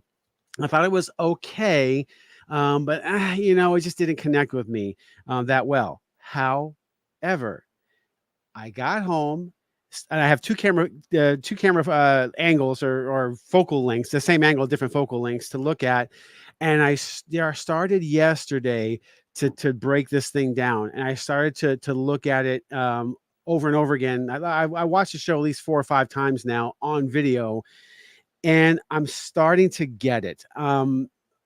My opinion is beginning to change on this, and I didn't know when I first saw it what the story was about. The whole flow of the show. What were they trying to tell us? And I'm starting to figure it out more now that I've been watching it several times. We have the introduction, and it starts off with, we're all born, the birth of all of us, and we come into this world with chaos and sound that doesn't make sense to us. We don't know anything. And then later on the show, we grow and we age and we get experience and we learn what family is. Family becomes an important thing to us as a child. We learn to play with music. And then so she's explaining all this to us, and I'm starting to get it, and the music starts to make sense to me. And what really hit me was the death scene and the grieving portion. Everything turns red, blood red, right? And it kind of hit me a little bit that night, but when I watched it again on video, I even cropped in a little bit just so I could get a better shot of it. And it really touched on something that's kind of dark in a way, but it's something that we all have to deal with: losing a loved one. We find love in this show. It comes after play, right around there. We find a partner and we have this love, and then our love is gone, and then we're all alone again. And I think that it was really bold for them to touch on a subject like that grieving that we all have to go through. We all have to do this thing in life. And I thought it was bold that they touched on this. And then after that grieving, the show comes back with a celebration of life in general, and that you get over that grieving and then you learn to live again, and I got none of this on the first night. I didn't, it all went over my head, and I didn't get any of that. But when I started watching it and started paying attention now, because now I'm focused. When you're like you said, when you're out there live and you got your phone, everyone's watching you, you want to do it right. I got my cameras. I know I want to expose right. I got to use right shutter speeds, what's going on. So I'm doing that same thing too. And the meaning of the show kind of went over my head. And only now, starting really kind of yesterday, is it starting to sink in? And now I'm going, oh, that's why they chose the music they chose. And that's why that they laid this life out, from birth to death in this show. It's actually much, much more to it than I think a lot of people realize until we really start to see it more. And I'm changing my mind on it now because of that. It's actually a deeper show, and more is being said in it than I realized on that night that we were watching it.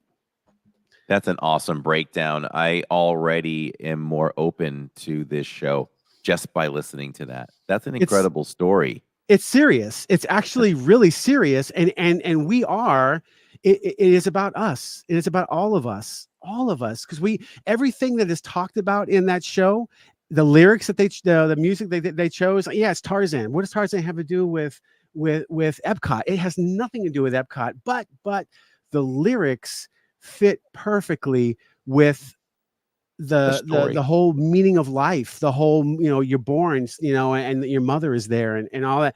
So when you start to stitch it together, and something else too with narration, they don't have video to help explain the show. Reflections of Earth had a globe. Reflections of Earth had all this imagery that could visually tell you what was going on. And if you watched it, you would know it. You wouldn't need to hear anybody tell you. Harmonious, same situation. You had these taco screens that had graphics that could at least visually tell you. This show doesn't have that. The only way it can tell you what's happening is the narrator.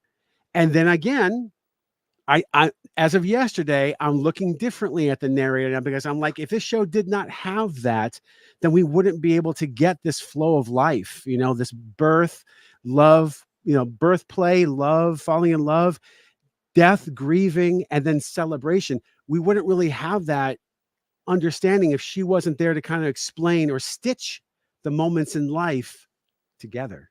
She is like the glue that takes us through these phases in life. So in a way, it's necessary, because there is no visual other than fireworks and light, to explain what you're seeing and why you're seeing it, or the flow of the story. So yeah, I would buy into that too. Was that nerdy? Was it a nerdy? No, it's all perfect. It's the perfect campaign to get people to be more accepting and open to this show, where it's new and we want to open up to it, but like we all have that wall up because we have our favorites. And we said this the other night too, right? That what did I say to you and you agreed, which was I'm gonna lose it now. It'll come to me, but where I can't think of it. It'll come to me. But anyway, get back to what you're saying. The narration is necessary now to portray all of that, and it makes me more accepting of it. Yeah, you can't have. Obviously, you can't portray the entire message without having it. So maybe if people go in saying, "We're going to listen and enjoy a story here," and by the way, we've got some fireworks and music to help out. If you look at it that way, too. It's your story. It's all of our story. Yes, exactly. I don't care who you are, right? I don't care who you are. We all are born. We all in our mother's arms. We're all going to experience loss. We're going to die. We're going to rejoice life again. We all relate to that around that water. And that Preach. comes from from Reflections of Earth, because Reflections of Earth was not a story about Mickey Mouse or Donald or Pluto or any movie character. It's not a story about Lion King. No. That was our story. Reflections of Earth. We were the star of that show. Life on Earth, all of it, animal life, plankton, you name it, anything, everything that lives. That was a celebration of all of that, and culture and everything that we've created, on this planet. So we were the star of that. In this show, we are kind of like the star again, because Harmonious, we weren't the star of Harmonious. It was the characters for the most part, and the visuals, and Hunchback of Notre Dame, and it did refer to us, but it used Disney characters kind of do that. Whereas this show is really about us and less about the characters. Like if that Phil Collins song was not in a Tarzan movie, and it was the first time that we ever heard it in this show, we would all say, wow, that's really cool. It actually, the lyrics fit exactly what they're trying to explain about birth and your mother, and how we're attached to family at the very beginning of the show. It works. It just happens to be a Disney movie song. Just so happens to be that, so they did a really good job of weaving that into it without overselling the movie.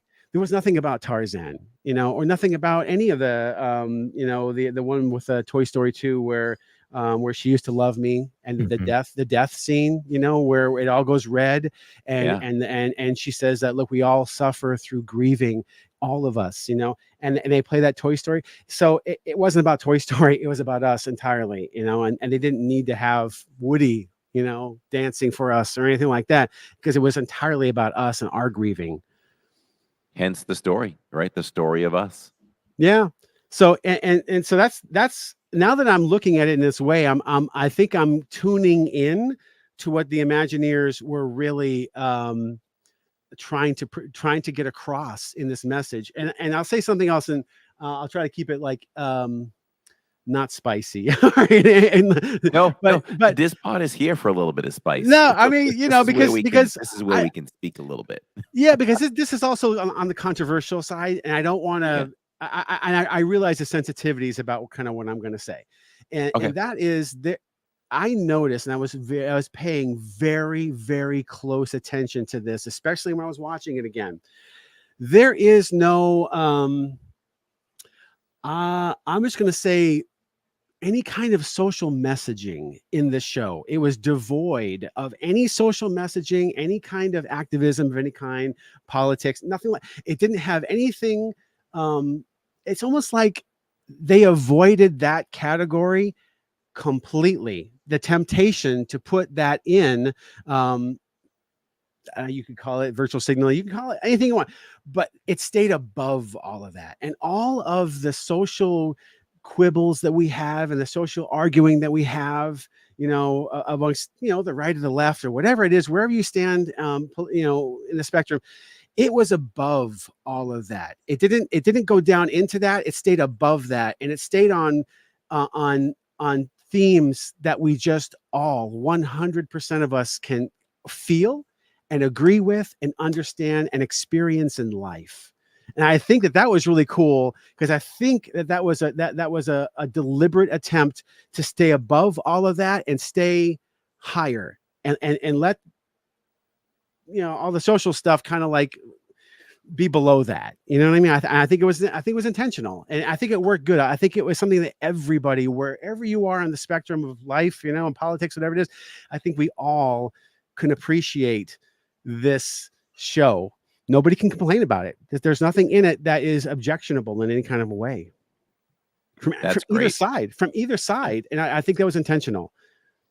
That's great on that front, for sure. So that's what I'm saying. It's a little controversial because people have different opinions on these, and I'm sensitive to all of them. I understand where everybody's coming from and all in that world, but I think that this is one that kind of transcends it, goes above that, stays above it, and lets the social media thing, the fights that we all have, the culture war, whatever you want to call it, it's below that. This is root level stuff, root level life and death. Yeah. Yep.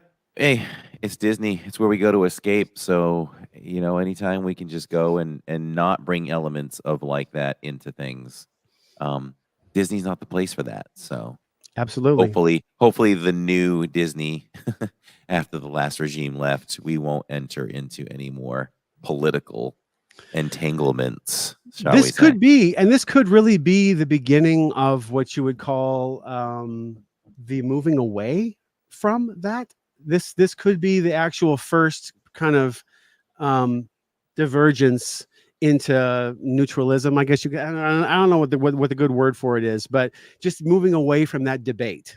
Like, we don't want to be in that debate anymore. Let everybody else debate that. We'll just move into a higher level, and debate will always rage on. That's fine, but we will, not get so involved in it. Bob Iger himself has even mentioned this. So I'm not saying anything that Bob Iger hasn't already said publicly. So Sure. you know. The thing that I had a little brain block on was this. It was later in the evening, and I was talking to some other YouTubers, and we go into every show and we have a level.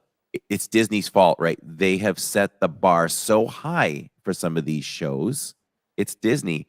Disney can only top Disney so much. We always want to go back to, some of this other stuff that we love so dearly. Oh, nope, not as good as that. Nope, not as good. And that's it. So it's almost like you wish you could kind of leave the other ones. It's fun to rank things and talk about it, and it's good for discussion. But, we should also just enjoy these shows on their own, rate them on their own, because Disney, it's like if you go, Tammy and I went on our honeymoon to a 5-star Mexican resort, all inclusive, top of the line, everything. And then we went, okay, we want to try something else. Well, you're never going to get as good as what you just did before. So I think that's an important thing too. You've got people that love Illumination so much. There's people that love Wishes so much. You compare that to Happily Ever After. It's just Disney can only top Disney so much. Yep. Well, it's something else it's kind of important to understand too. And I hear a lot of people talk about, there's all these haters and all these people who just want to complain for no reason and all that. There's a lot. The community is full of that discussion, and this, whether we like it or not, this show, and I personally believe, especially after yesterday watching it, I do believe that it's a better show than Harmonious. For me personally, I just didn't connect well with Harmonious, but this show I find myself connecting to much better, especially the more that I watch it and try to figure out the message that's actually going on. But it was born, I don't want to use the word hate, but it was born from protest. It was born from haters. It was born from complainers. This show did not do well, generally speaking, in the crowd. What is the number one purpose for a nighttime spectacular? What do you guys think? What is the number one reason why they exist? From a business standpoint of view. From a business standpoint of view, it keeps people in the park longer. Bingo! That's exactly what it does. You got it right. It is these nighttime spectaculars' job is to keep people from leaving the park at night. It is to keep them there. It is to keep them buying merchandise. It is to keep them going to restaurants, having dinner, and it attract them to hold them there. And to be totally honest with you, from people I've talked to, Harmonious was not doing that. It was not holding people in the park at the rate that they wanted it to. It just wasn't functioning well to do that. Secondly, it was very expensive. It was breaking down the pumps, the screens, everything it had an extremely high cost per night maintenance. Even worse than that, they got so many complaints about the view clogging up the lagoon in the morning and the afternoon. And not only that, to make it even worse or hard against it, you could only see the show from certain areas of the lake or the lagoon, and other areas were a much lesser view of that. So it was limited view. It was very expensive to maintain. It wasn't popular, and people weren't staying in the park late enough. So they had nothing they could do but pull it out, get the $230 million tax write-off, and then be done with it. This show was designed to fix all of those problems. The platforms can now be moved in and out, and they will be moved in and out every night. It is 100% 360 now. So there is no more problem. Anywhere you go, you're going to be able to watch that show equally. My dog is howling here. You'll be able to watch that show equally anywhere around the lake. So all the different restaurants, you can have it. You can eat any restaurant you want that night and be near that restaurant and watch the show in the same view that everybody else sees it. And Disney made a point about this in their teaser explanation video where they talked about the choreography and how they build it. They mentioned several times that it can be viewed perfectly around the lake in all directions, and it will be removed, so you don't have to worry about it ruining the view of the park. So these are all upgrades because of our complaining. I mean, this show was born literally from all of the complaints that were given to Harmonious, and the fact that it just wasn't successful from a business standpoint of view. Just kind of no denying. It's a testament to that. I always say this, that Disney listens, and it's why I say things on the live stream. Josh is in. Welcome, Resort TV One. I say it when we're live, and I don't know if Josh does this too, but if I have a point to make and I want to drive something home, whenever I'm at a certain park at a certain point where I feel like something needs to change, I'll say it. I'll say, Disney, I call them out. Disney, I know you're listening. This is what we think. This is what people are thinking. And they do listen, just like Jollywood. Jollywood, the first night, got really bad reviews, but Disney sent out this hour-long survey the next day, and it's how concerned they were. I have a friend that has a decent position in Disney, and she talked to me right after going to Galaxy's Edge on opening day, and it impressed me how much she really wanted to hear my feedback. She's like, well, please tell me everything. Was there anything wrong? Anything we have to fix? And they're sincere about it. Yeah. And I, like you said, I think we got a result of a different show because of it. Yeah. Harmonious, just I know a lot of people loved it. I grew to, I wouldn't say love it, but I grew to like it. But it took time. It took me watching it a lot. I think I'm going to grow to love this show very fast. The more I study it, the more I figure out what the meanings are behind things, the more I understand what's going on.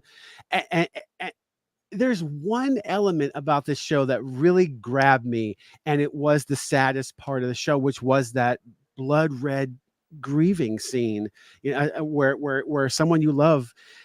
It just hit me hard that, wow, Disney has the guts to actually put such a sad moment in the show. I mean, I'm sure people will, when they think about it, they'll cry, because we all lose somebody in life, mother, father, and children, and I think that it took a lot of guts to actually throw that in there and to really, put that in, and that affected me. That got me going, wow, this is serious. This is not like a light kiddie show. This actually hits hard about life, and that was one thing that grabbed me and said, okay, I need to understand this better, what's going on. And it worked for me. So almost 100 years ago, Disney was not afraid to start killing off parents, right? Yeah. Lion King is a perfect example of it. It would have been rated G. Yeah, Bambi too. I mean, it would have been rated G, but they couldn't make it G. It had to be PG because it had a death scene. And come on, that's all when Bambi's mother, I mean, come on, I don't care how tough you are, or Lion King, when he's going under his father's dead arm, I mean, come on, we all have to cry at that. You know what I mean? Because we all lose parents. Wait, it has to happen. Bambi's mother dies? And it works. It grabs you in, and it's the first nighttime spectacular that I've ever seen that actually deals with death. Well, that's not true. Rivers of Light does too, but the cheetah cub actually survives. The lion tries to kill the cheetah's the mother's cub, and she was able to stop the lion from doing that, and the cub lives. But we think the cub dies. The whole river goes dark. It gets sad, and we're all going, oh my God, the lion killed the cheetah cub. And then all of a sudden the orchestra comes back in, and the cheetah cub is alive. Mm-hmm. So that's the only other nighttime spectacular that I think has dealt with actual death that way. And this even hits harder than that, because it's it's more adult. So the other thing that we've all been pushing for too, right? Josh and me live and everyone else that's out. Well, I don't know about everyone else, but we talk about things here. Cliff talks about things. Is we want Epcot to kind of turn back around and get back more towards what it was built for. And it seems like maybe that we're kind of starting to get that way. We've got this new show that is a lot more like Illuminations.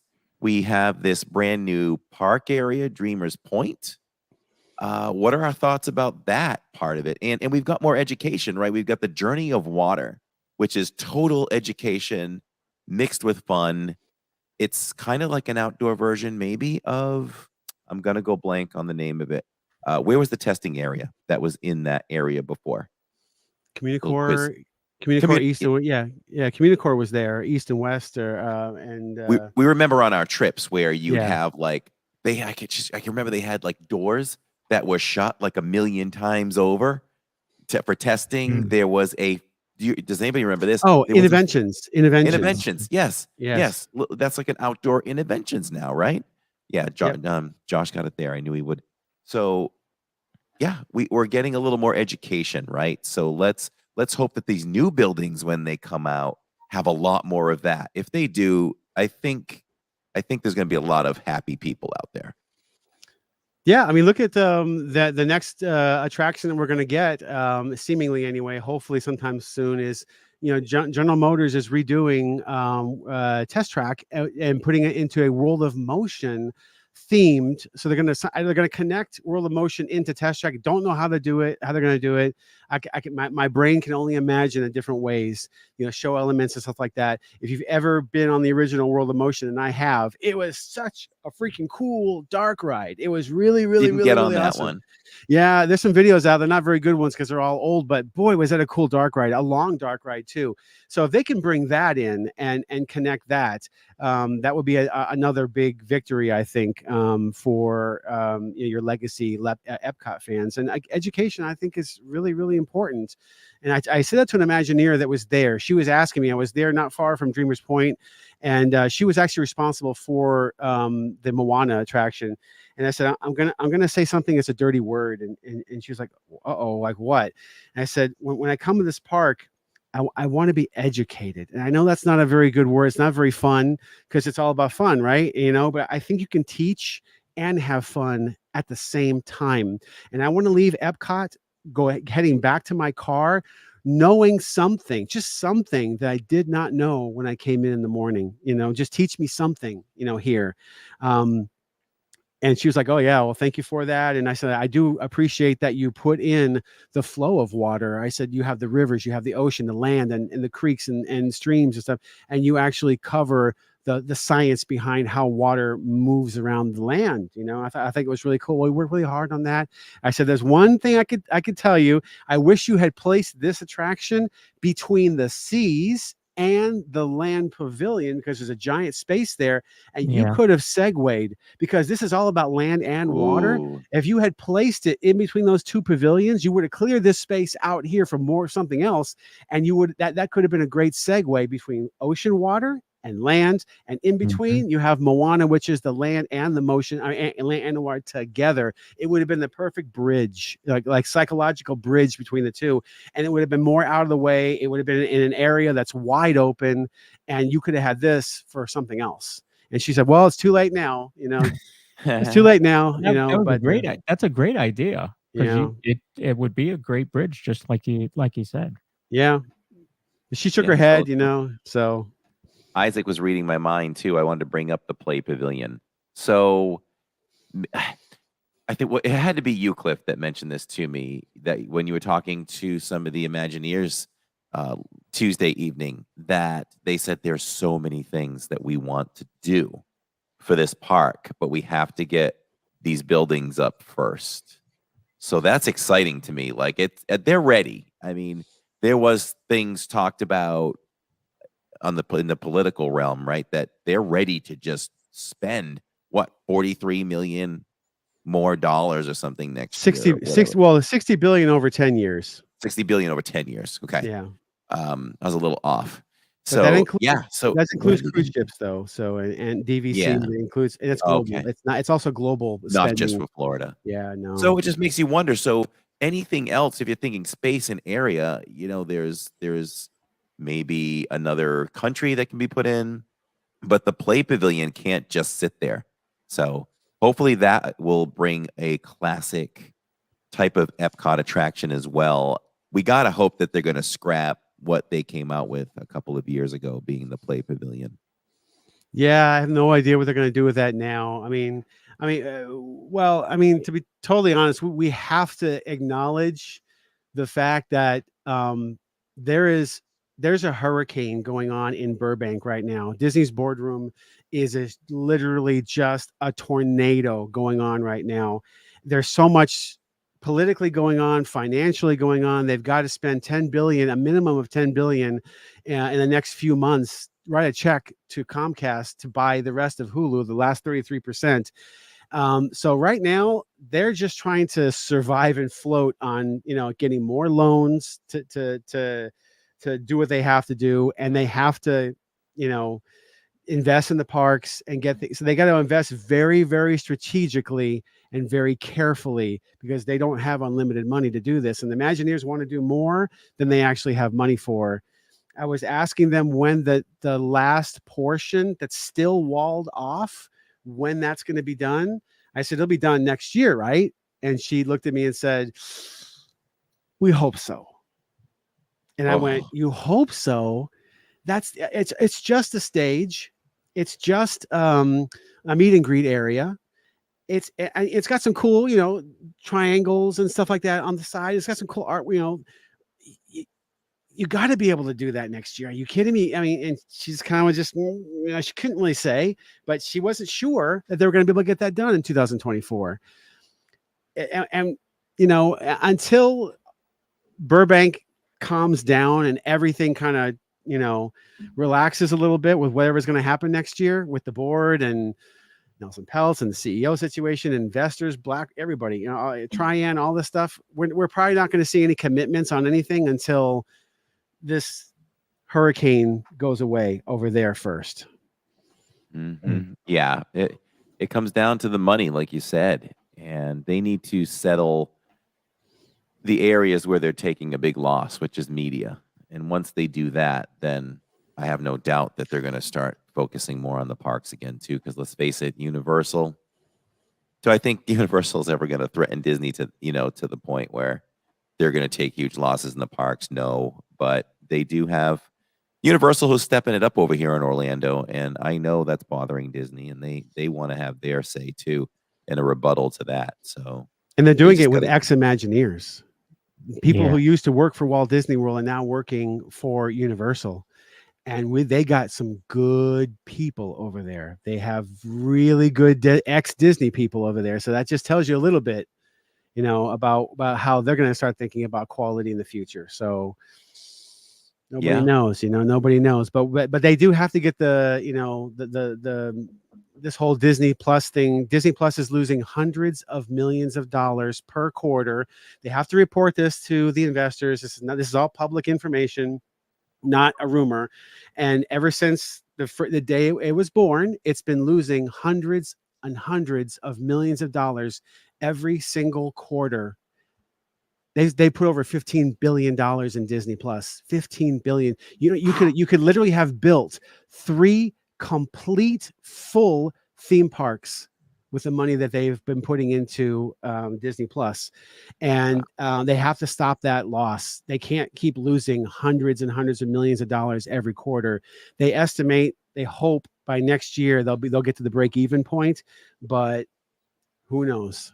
So it's unsustainable. So that just gives you an idea of probably how frustrated the Imagineers are, because they want to do so much, but their hands are tied. It took Disney 4.5-5 years with a crater in the middle of Epcot to build a park with trees and really nice plants and a statue. And it took them 5 years to make that. Yeah, that's kind of crazy. Because they couldn't have the money to do it faster. I mean, Mhm. they could not get approval to get the money to do this faster. Now, Walt Disney You know how he was about aesthetics. He loved the aesthetics of his parks. If he was in charge, he would have said that has to be done in 18 months. And if it's not done in 18 months, everybody's fired. Like, because he cared that much. He would have Yes. left the construction crater, not in the end of one of his parks, in the middle of one of his parks for 5 straight years. He never would have allowed that. He would have been gone ballistic. But unfortunately, it was allowed this time here with this. So, it gets complicated. The problems, the money, the situation, financing, it's all complicated stuff. And there's a lot more to it than I and that we all know. But the end result was 5 years and a really nice park area with trees and a walkway and some nice lights and a beautiful statue of Walt. 5 years. Yeah. What are your thoughts on that area? You may have just expressed it right there. We visited it and went after we went off the live stream. It'll be a nice new place to kind of spend at the end of the night with the live stream, I'm thinking, and then being a new area when we went off the air. We spent quite a bit of time there. I think we were there without looking at our watches, maybe an hour at least, and just absorbed Yeah, it it was a long in. time. Yeah, I feel like I'm at peace over there. Like, it's just a nice place to kind of maybe decompress and just relax for a little It's very bit. peaceful. Yeah, it really is, with the Yeah. music, and there's a nice photo of it, and there's light shows that coincide with Spaceship Earth, and the lights in the spires and the lights on the floor. So I love the spot. Do I wish there was something more like A fountain, maybe? attraction? A fountain attraction? Yeah, I mean, right there in the middle. Like, we Fountain of don't need Nations used to be more. there. We don't need more Yeah. shrubbery. Let's Yeah, the Fountain of they should Nations just used put to be another there. fountain. Yeah, another they used to fountain. have the Fountain of Nations, and it was a tall. I mean, that fountain would blast water really high in the air, and that was a cool thing. It's gone now. They could have put a fountain there. And my next question, though, Corey, we're in winter, and there really isn't much shade. There's some beautiful benches and chairs and stuff out there, but I have to ask, from March, May to August, September, are you going to sit in those benches in the hot sun with no shade? I No, don't think so. totally agree with you on that. Wow.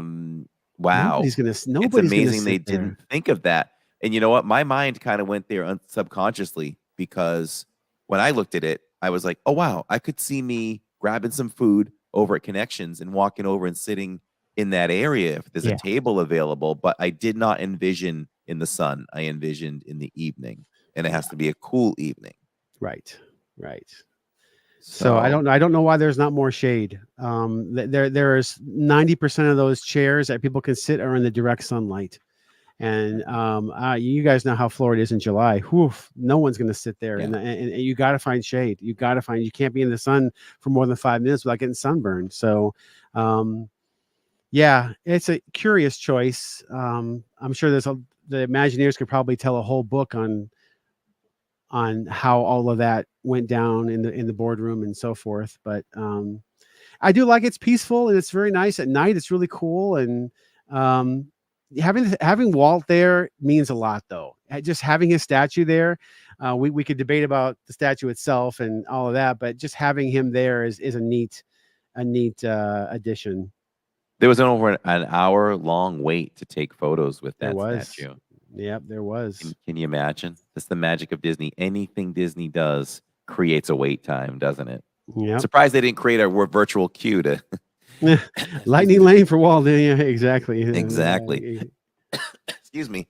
But I have to say, with the statue, we were there late, so there was no wait for us to go over. We were like, oh, hey, look, Walt's available. So we went over, and I got a little emotional when I sat beside him, and Jillian and I took a few pictures. Lawrence and I took a few, and we did a few poses. And then I just looked over, and I'm like, even though it was a statue, I was like, oh my gosh, this is Walt. Like, just in a way, like I wanted to put my hands on his hair and just kind of rub him in the head and say, you have touched so many people in this world, and you've affected my life in a huge way, and thank you. and I'm just looking at every detail, his ears and his hair and his nose and his eyes, and it's just that was a moment for me. Well, think about it. Think of it this way: the three of us are on a podcast right now, a live podcast, and you've got a bunch of people all here listening to us talk. We literally would not be here on this chat this very moment, right now, this very moment, if that man didn't exist. Like he is the reason why. Each other. No, we wouldn't know each other, and none of us would be on this chat right now. Literally, there is so much connected. Even what's happening right now, this moment at whatever 9 o'clock on the East Coast, there's so much interaction, human interaction that is going on right now in the parks, on blogs and forums and everything, because this man lived. Because this one man lived. When I walked up to, I debated on going into World Celebration. I hadn't even seen it until I finally streamed it, but I debated on not doing it because, you know, it's Cory's channel and I wanted him to be able to show it for the first time, but he got to show it at night, which is really cool. But as I was walking through it, and I'm sitting there talking to however many people are on the chat, I had to stop talking at one point because I was getting choked up, you know, thinking about, you know, what it was his vision, it was Walt's dream, and to see that, you know, finally be recognized by Disney World was really, really cool. I mean, I know Walt didn't even want it called Walt Disney World. That wasn't even his idea, but you know, it was his brother who said no, it's going to have his name on it. But I think it was pretty cool. And then I heard, you know, there were people complaining. We'll go back to Luminous for a second. So a guy was complaining in a Facebook group that the bridge was open over there near China. That the bridge was open, and I'm like, the bridge is open so that they can bring the barges back and forth. Everybody complained that the barges were stuck with Harmonious. Now you're going to have to sacrifice the 15 minutes that's going to take for them to move in and out. You know, and then somebody else was complaining because Walt is not sitting dead center on that bench. And the Imagineers had to come out and say, he's not sitting at dead center because most people don't sit dead center in a big wide open space. So it's just, you know, more natural that way. Yeah. But, you know, people will find a reason to complain. I'm always a believer in, you know, I complain. I don't do it out just to be kind of a jerk, or I do it because I just want improvement. I want better. And through complaining, you actually get that. You know, it's like when the first light bulbs were made, they only lasted like an hour or two and poof, they popped. And we would complain, no, we need our light bulbs to last longer. And then Edison and these people went back and said, okay, let's use thicker tungsten or whatever. And then light bulbs got better and better, and they lasted longer and longer because we kept asking for more. We want, you know, and that's how almost everything, how they say necessity is the mother of invention, or discontent is the mother of invention. It's every technology that we have today is because we weren't happy with what existed. Like, I wasn't happy with this camera. I wanted a better camera and a better camera and a better camera, and everything I have in my studio is an improvement. You know, and that's how we grow. So complaining in itself is not necessarily a bad thing if you do it right with the right intention. You know, and complaining can be a good thing. It often leads to good things. Yeah. If you're doing it for the right reasons, it does make sense. Yeah, I was really happy with Epcot. I was glad to have been there for all of that on its opening day. That was pretty special. Of course, I think people thought all the walls were coming down, you know, and I looked at that building months ago and I said, not that I'm building commercial, but I am in the building industry. And I said, there's no way they're getting that building done by the end of the year. It's just too far away. So, I guess it'll be phase whatever. That'll be the next phase. But I am looking forward to seeing how that centerpiece comes together with that now. Yeah. That's the way I feel about that Dreamer's Point. You know, it is what it is now. It's here. Like the Imagineer said, it's too late now. Yeah. So I accept it. I do love the area for what it is. Again, do we wish we had something different? Yes, but it's there. Cliff raises a great point. If I'm there and I'm passing it on a Saturday as we come in, and it's 2-3 o'clock in the afternoon on a hot sunny day, I'm not stopping. I'll look over, I'll enjoy the view, and hey, I'll see you at the end of the night. So yeah, it's just amazing that they did not think of. I'm never going to forget that now. That they did not think of ways to create shade for that. Yeah. I don't know. I mean, I'm sure there's a story behind it. These Imagineers, if they could talk, they could tell you a lot of stuff, but they can't. They're all under NDA. So, but they amongst each other, they tell each other, all kinds of wild stuff. But and something else about Luminous is that because they fixed this display system, it is now doesn't ruin the view of the lagoon. It's moved in and out. It potentially, I don't think they've done it quite yet, but they definitely, I have 100% confirmation that it will be moved in and out at some point once they get comfortable with doing that. It's made for that. Then I think that what we're going to have is probably every couple years, they're going to replace the music and have a whole new show with the same system. They've got the foundation, the hardware foundation now for many shows in the future. I got a feeling, just a total guess, that next 4th of July, you're going to see, and we're all going to see, probably a 4th of July version that's tailored just for 4th of July. And maybe next year, Christmas shows. The whole month of December, we might see a Luminous Christmas show with using the same system, because now this is a canvas that is ready for whatever they want to program into it for the future. So unlike, they couldn't really do that with Harmonious because it was just killing the lake. It was killing the lagoon. So it was just, they couldn't do it. This they can. I like that idea because their 4th of July show is incredible. So now, as you were saying that, I'm like, yeah, thinking about what they've done prior and adding what they have now to that, yeah, that would be really, really cool. And 90% of the show cost is done. I mean, now that the hardware is finished and everything is all in, the infrastructure is in place, from here forward, it's software and music score. Software and music score. They could do that stuff. They could come up with a 4th of July show, a different one every July, and it would be not that hard for them to do because 80%, 90% of all of the investment is already finished. So, wow. That's yeah. awesome. Now I'm even more so looking forward to 4th of July. I was debating on whether we were going to go back this 4th of July because it's our anniversary is 4th of July. But yeah, I think that's going to be our week trip again. Catherine, if you're listening, that's the plan. Yeah, we're formulating plans as well. We may not be here for that. We might miss you guys, but the sky's the limit. I mean, now it's the hard part's done. So yeah. Well, that's exciting stuff. Have we touched on everything here? It's so easy to just talk forever with Cliff. Yeah, we haven't talked about Jollywood. Oh gosh, we have to touch on Jollywood. Well, we've spent a lot of time on Jollywood, so I don't think we have to go too crazy. No. So I have to say, with Jollywood, if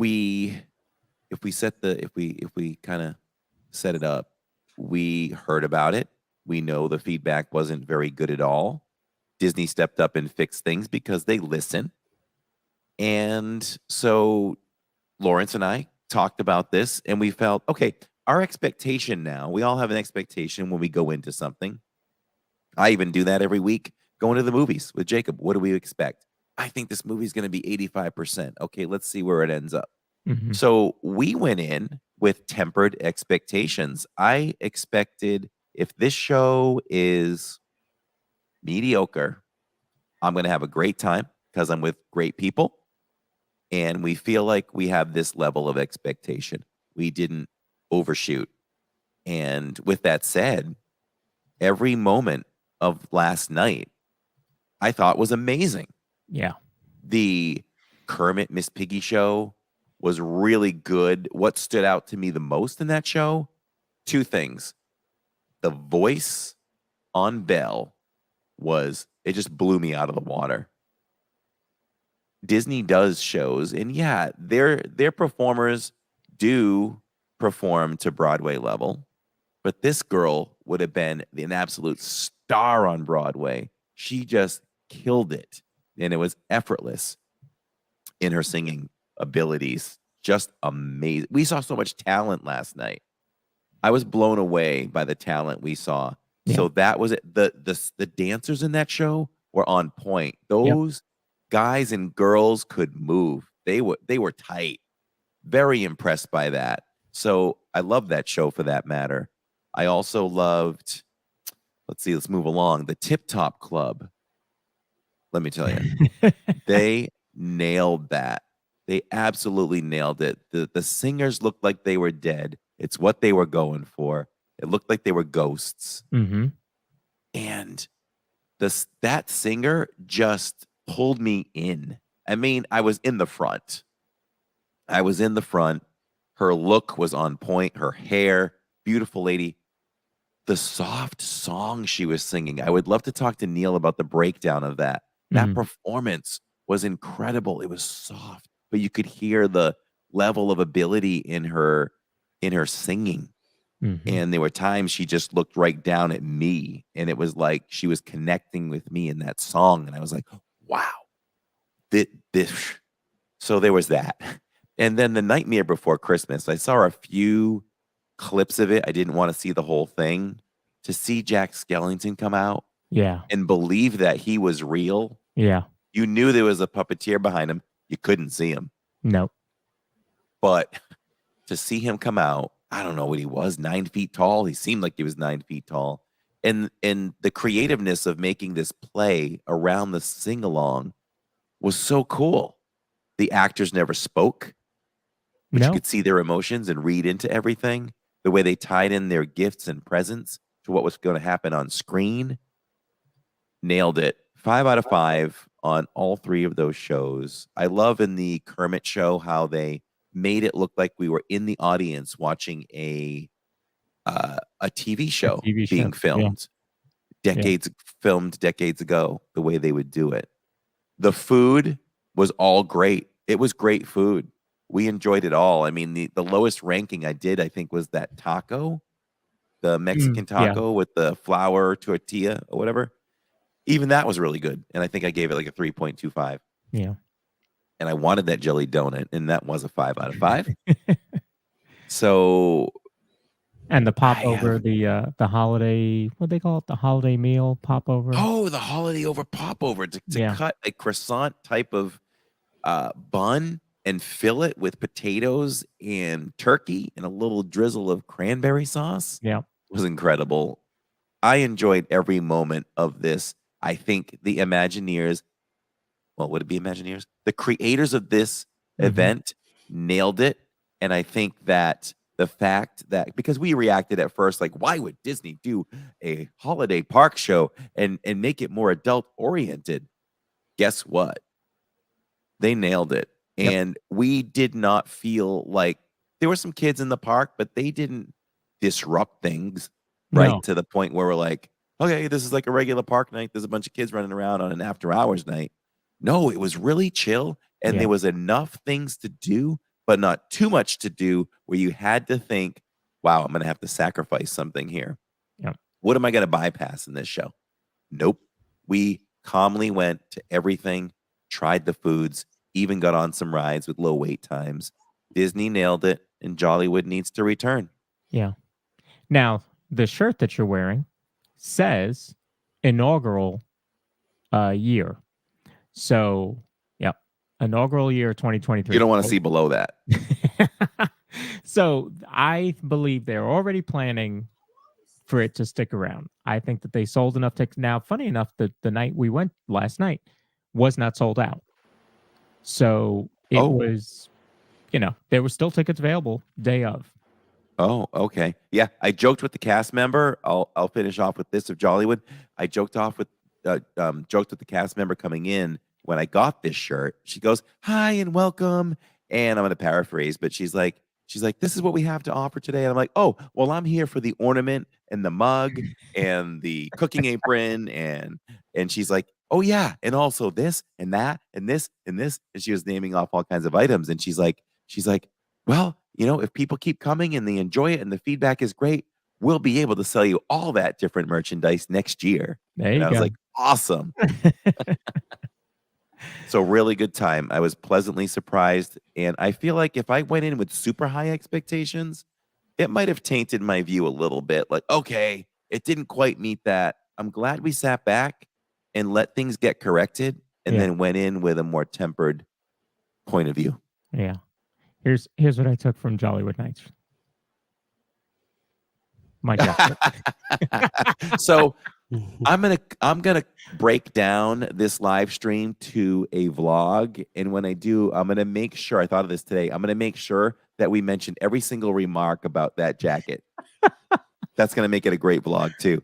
Yeah, there it is, everybody. There's the seam right down Lawrence's suit jacket, which looked great on him if you looked at him from the front, not the back. Nice.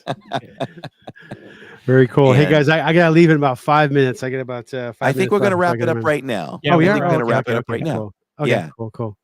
And I know we went really long tonight, everybody, but we have Cliff, and Cliff talks too much. No, I I'm do. just I saying know that it's 'cause true. My wife Cliff did. In fact, my admits that. wife. I'm not kidding you. My wife literally came here and was like this and said, Oh. and she went like that. Like, Oh yeah, my wife's on the couch right now, yeah, probably she just- saying, she just blasted "You me." need to end this thing." Yeah, she blasted me right now as we speak.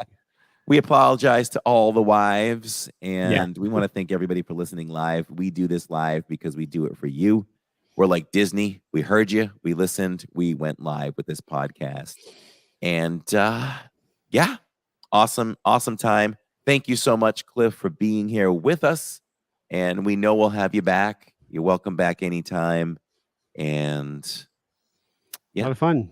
Great time, A lot of definitely. fun. And it was definitely finally, nice to see you guys out in the park in person. Yeah. So it was pretty cool. I'll be going in January, a few times in January. So I'll probably see you out there sometime in January again. Absolutely. So I'll let you know.